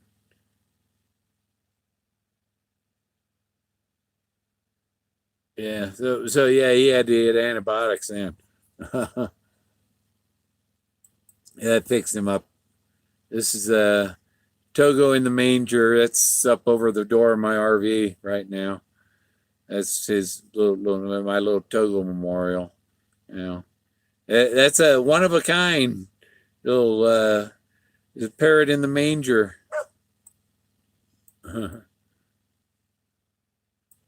I don't know where the cane. I lost the cane, but it's made of clay. It's easy to make another one, I guess.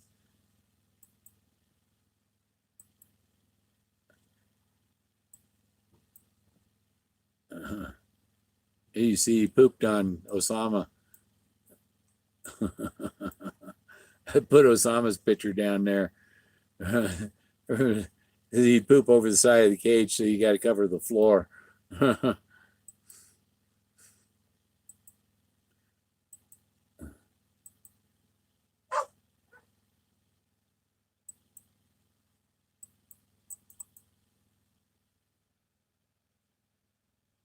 That's in Oregon.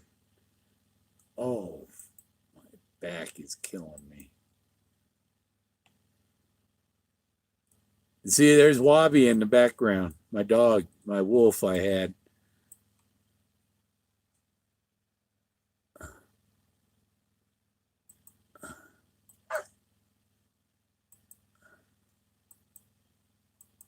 Blurry pictures.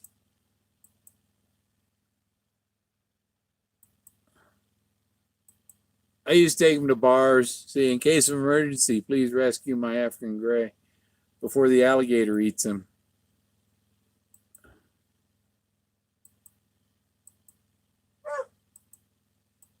And you know, Jack wants in. It was his hatch day. He's Millennium Bird because it was December 28th, 1999, he was hatched. And so, whatever year it is, come on, stupid phone. This thing, turn the camera around button is so unresponsive. And then it just goes right. It does like a double click. There. Okay, we're going to let Jack in. He's out there begging to come in. Oh, you know what? I put a magnet here so I can hang the phone here while I let Jack in. Get him his treat out before I open the door. Because when I open the door, all the cold air comes in. So you want to minimize how long it's open. You can wait out there half a minute. He gets these jerky sticks. And I gotta get him a new bag. Come on. That's it. Shake. Oh, thank you. That was a big one, Jack.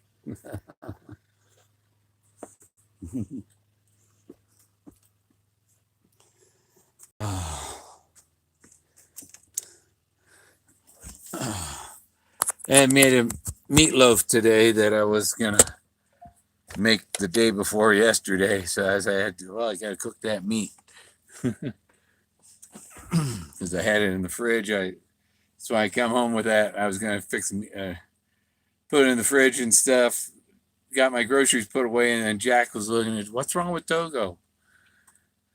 So Jack was the one to let me know there's something up with the bird, and it was 48 hours of trying to rescue Togo, and now I kind of, the way he was looking, it was like it didn't look good, And I knew his chances weren't good, and trying to keep him alive. But I'm glad he decided to go. I was ready to let him go. Yep. Okay. Good night, Joe. Thanks for hanging out.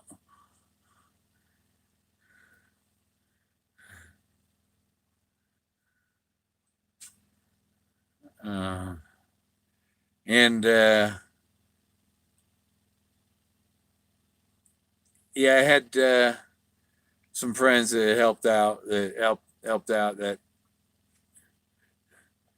Yep. Peace, Joe. When I come through Michigan, I'm going to speed just so I can come visit you. I'm kidding.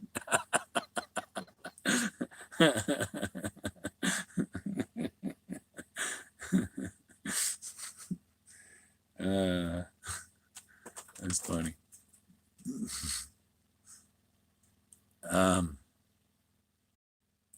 Yeah, I'm about done with this video anyhow, too. My head's a little. I still have 2 more weeks before I see my sinus doctor. It takes 90 days. Yeah, you got to wear orange in the meantime.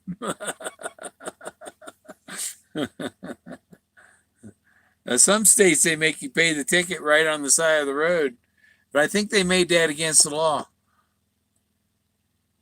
Fuel next thing. Yeah, yeah. I would have stopped by, but I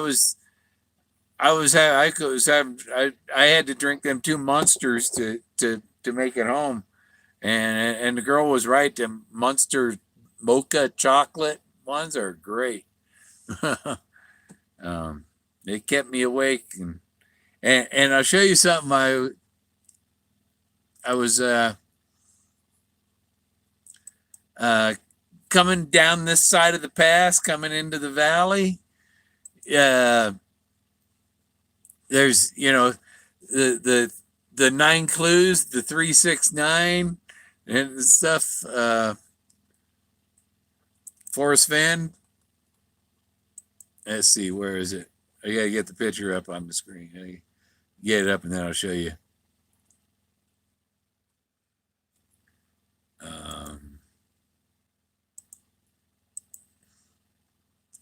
Oh, I know who I sent to right there. So, coming home with Togo last night. This was in front of us. And he talks about the one bronze he made, and he used a potato sack to make the texture on it. You know what's in that truck? That's a potato truck with 369 on it. And those are special numbers, and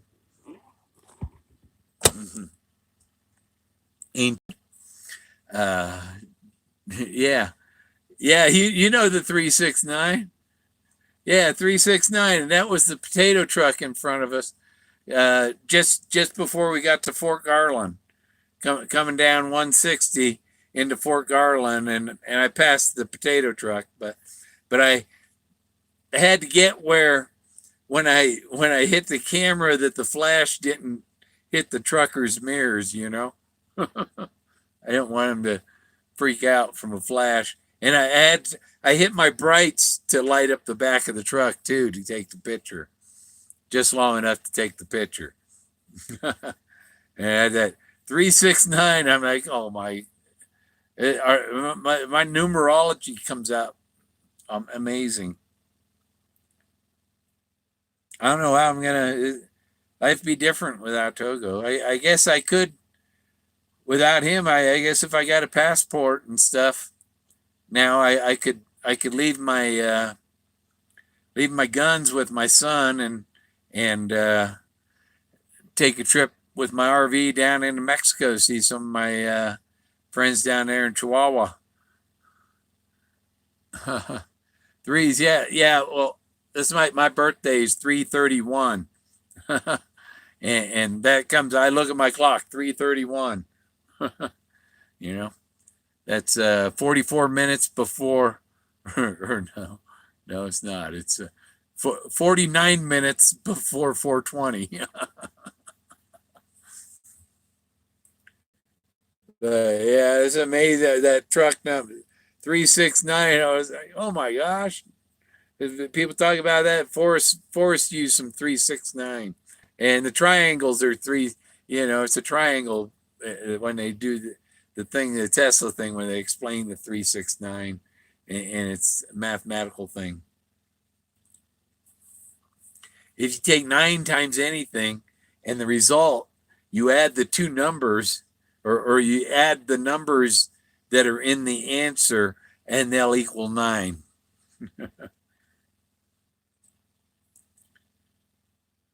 333. Yeah, yeah. I was in. Let me see if I can find that picture now that you mentioned that.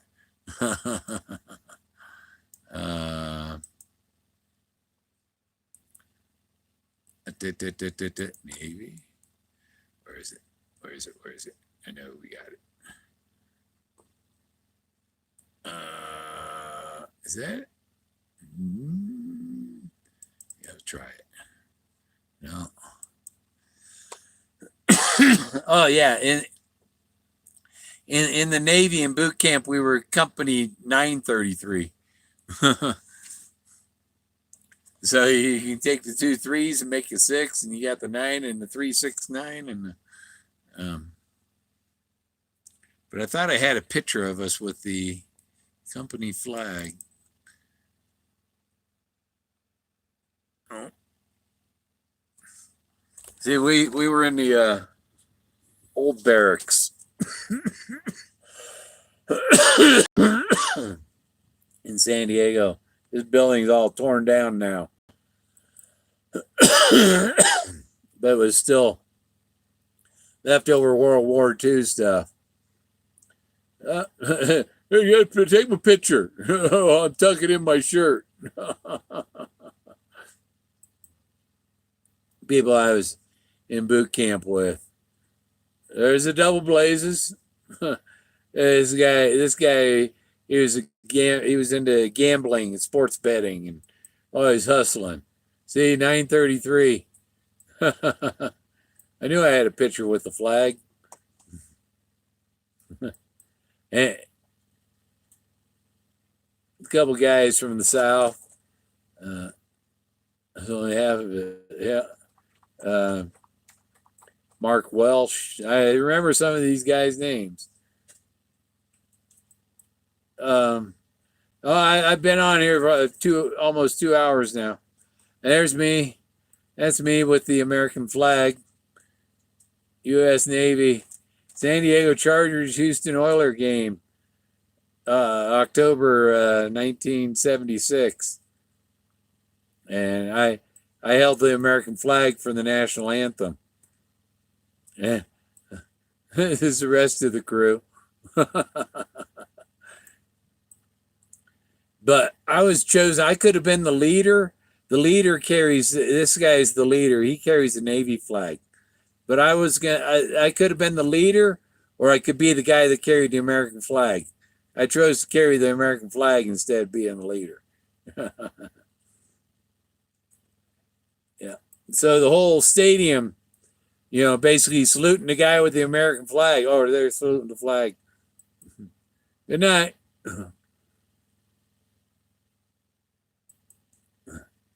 Yeah, I ain't gonna stay on much longer here.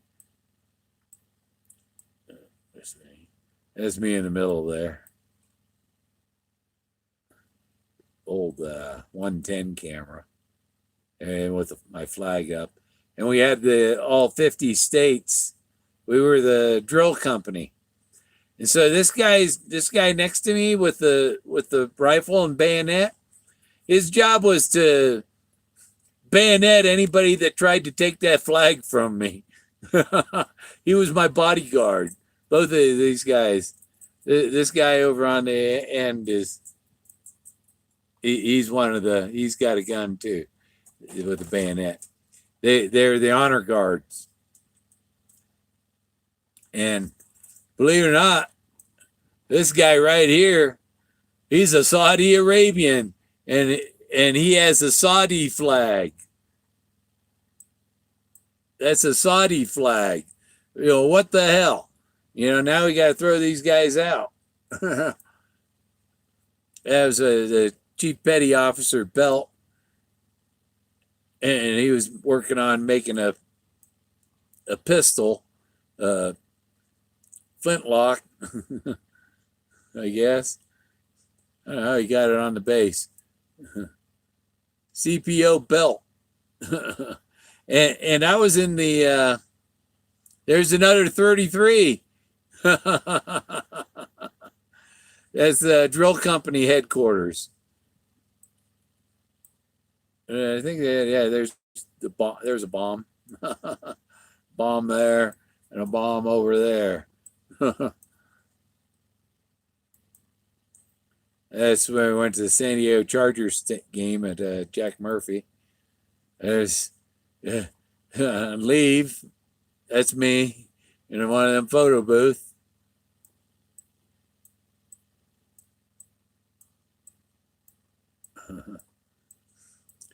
Yeah, I was only 18 then.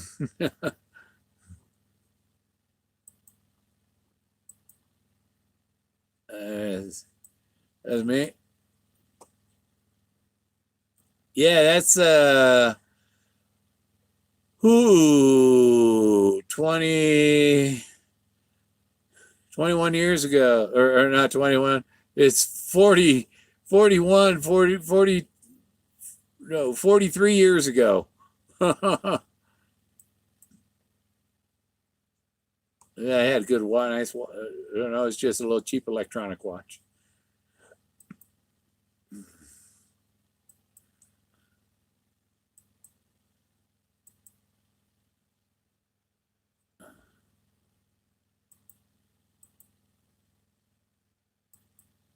Yeah, we wore white. That's how you had to keep this guy hanging upside down, saluting.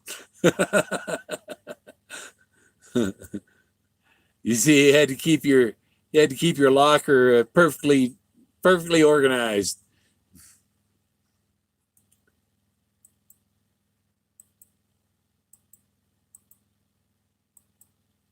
That's the same. That's at the San Diego Charger game. I look like the same guy in all these pictures. There's a couple guys playing with crutches. One of them had a bad ankle or something, I guess. Maybe he didn't want to march. But the clowns of Company 933. I think that's back where it started. Oh.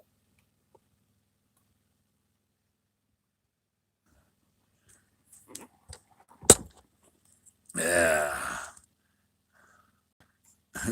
San Diego, yeah, it was. we used to after boot camp, I was going to electronics school down there in San Diego and stuff, and we'd go out. I had bought a 68. This was 1977, right? And I had a 68 convertible Camaro that I'd bought in National City, and we'd go cruising on Broadway in San Diego, and they had prostitutes standing along. You pull over and we'd tease the prostitutes. We'd make them think we were gonna, hire them or pay them, and then just when we'd drive off. This is a teenager prank, whatever. I never dealt with prostitutes though. That was just a game we played. Yeah. Okay, it's 2 hours. Thanks, Jay. Jana.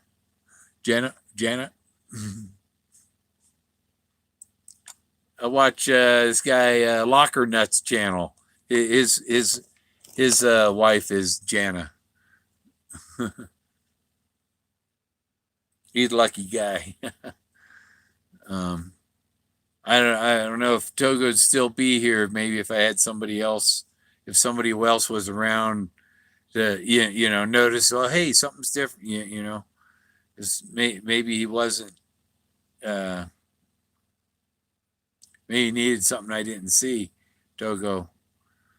Because they said he'd lost a lot of weight, like he hadn't been eating, and I didn't notice because he throws his food on the floor. And no, I all them people that hate me. If I showed up there, they'd all run. I don't want to see Toby, Shelly, Mike, K-Pro. They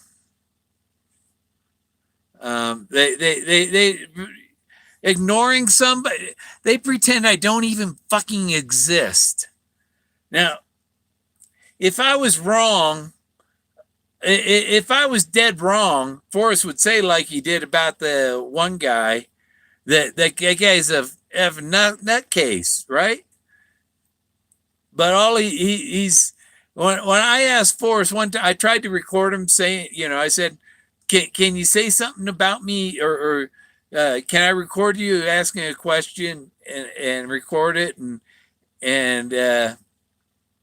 I said I don't want a question like tell people what you think of me, and he started, and I didn't hit the record fast, so I only had like the last couple words, and I didn't have the whole statement, so it was no good video. It's in my video, my intro video, where he says you hear him talking a little bit, but you can't make out what he's saying. That's why I didn't use it. I only used that little piece that I did get in the intro.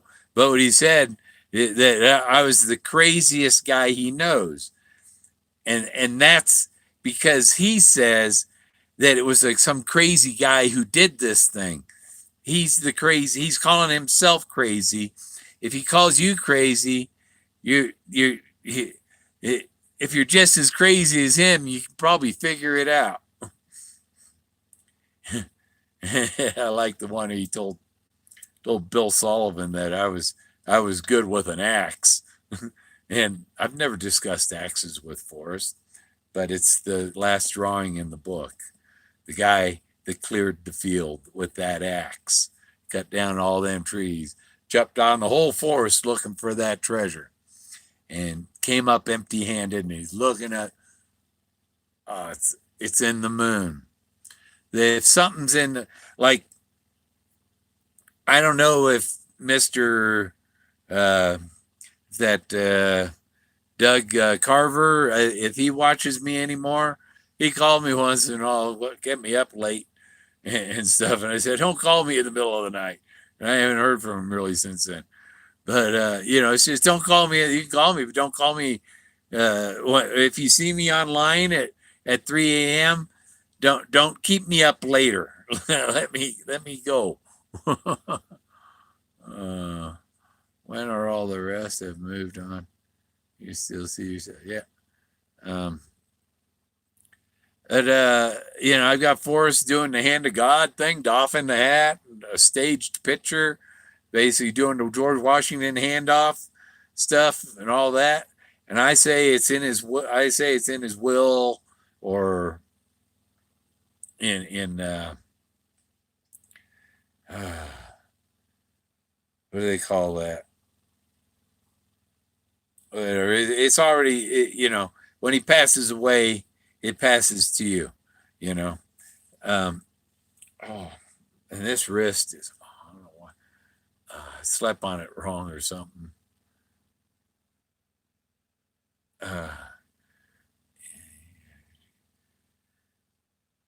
Um, I found the helicopter, Skippy's car, the washing machine, gearbox contraption. That's a tow wreckers. That's the gearbox off the tow truck, with the big giant gears, and it's real heavy. And I guess a tow truck was trying to pull something that had gone off the side of the highway and went down 400 or 500 feet down the hill, and was at the bottom of the hill is this gearbox from a tow truck that had tumbled all the way down there, and it was too much weight for him to get it back. It was a heavy load. They couldn't get it back on the road.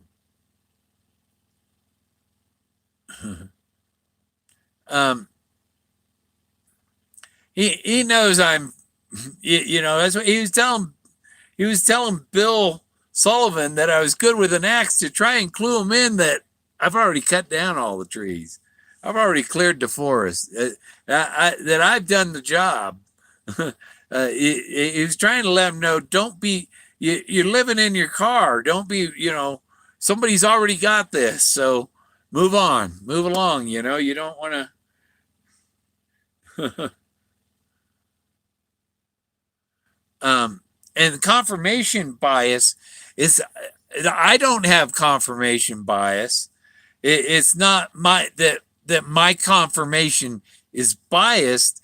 It's that the other people that have nothing, they are biased in that they believe that their solution is the correct one when they have no evidence at all.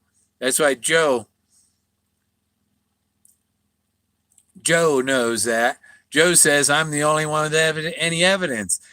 And Joe's the only fan that's a judge.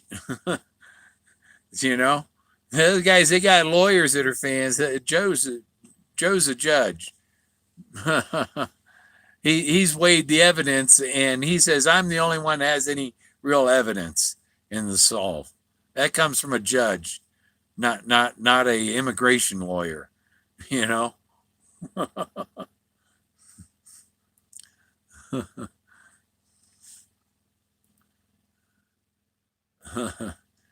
that my artwork comes from what the treasure's old, and that's the other thing. Hint of riches, new and old. Rich, plural. There's old stuff, and the new is his treasure, his box. He's hinting of his treasure, but he's talking about treasures, which is not just his. There are other treasures besides his treasure out there. And if you can find these other treasures, then he'll give you title to the gold. If you can find these ancient ruins that I can't get anybody to believe are there, then you win. If your imagination's as good as mine to see what I see, then you win the title. And he talks about it's the prize, and the front dust jacket. He says, the thrill of a breathtaking discovery. The discovery isn't finding the treasure. The discovery is finding the ancient stuff that can be tied to Atlantis. That's a breathtaking discovery. To him, his little arrowhead he found when he was 12, that was a breathtaking discovery. He says, think about when I was 12. Now there's the Buffalo Cowboy car and the arrowhead he found. You know, because that was a car his brother's 3 years older than him. So his brother was probably 15, 16 when they did the Buffalo Cowboy car thing.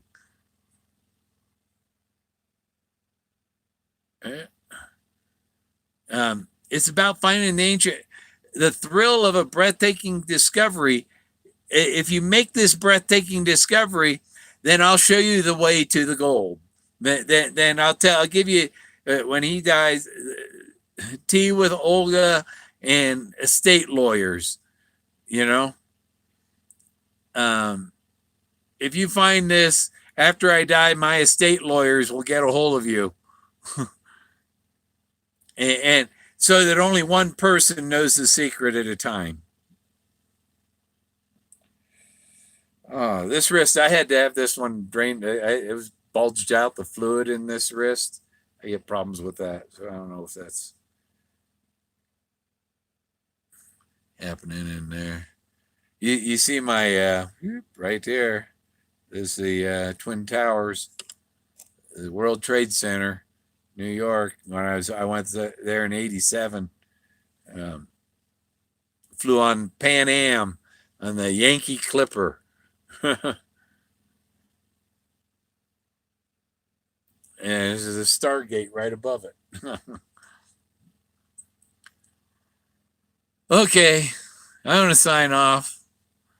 It was nice to everybody hang out, and thanks for the condolences for Togo. This is a poor little guy. I'm going to miss him bad. I just miss him. I'm going to edit a video of I was going through separate pulling pictures I have of Togo and putting them in a Togo folder instead of all the different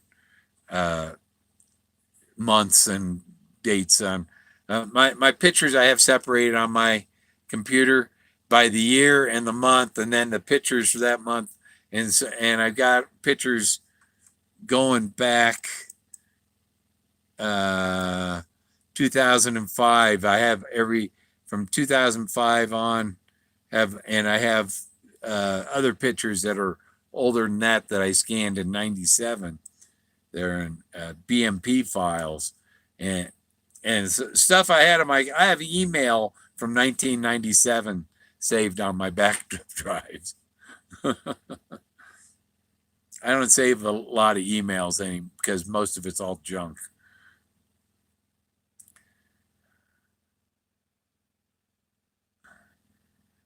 Yeah, I have osteoarthritis, so I get bone spurs and stuff.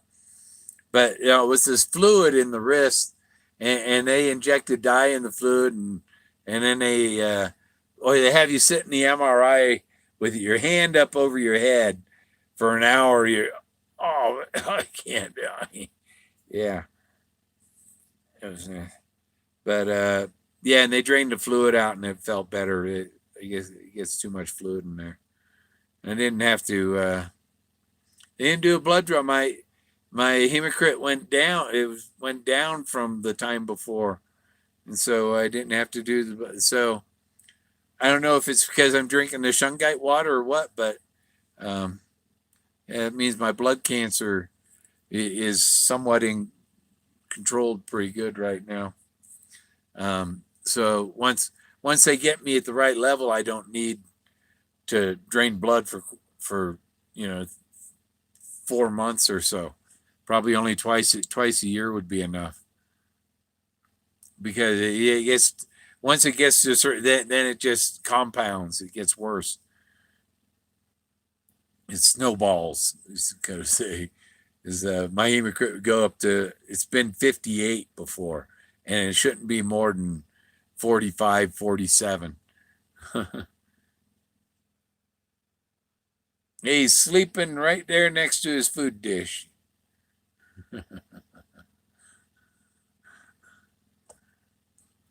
And after I cooked my meatloaf, he had his full bowl of food, and there's a bunch of juices in the meatloaf thing. So before I chopped it into 3 meals and put them in Ziplocs, 3 Ziplocs for 3 meals, I drained all the juice from the meatloaf onto his dry food, and then he chows it down. He likes that.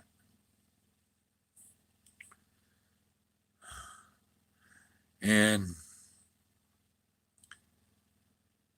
yep, Togo's up in birdie heaven. He had his wings all his life. He already had them wings. And when I'd put him on my shoulder, I'd tell people I got my wings. Okay, have a good one. I'm gonna let you go. See you, Janet. Captain Marvel. Who else is left? Steve. Jack.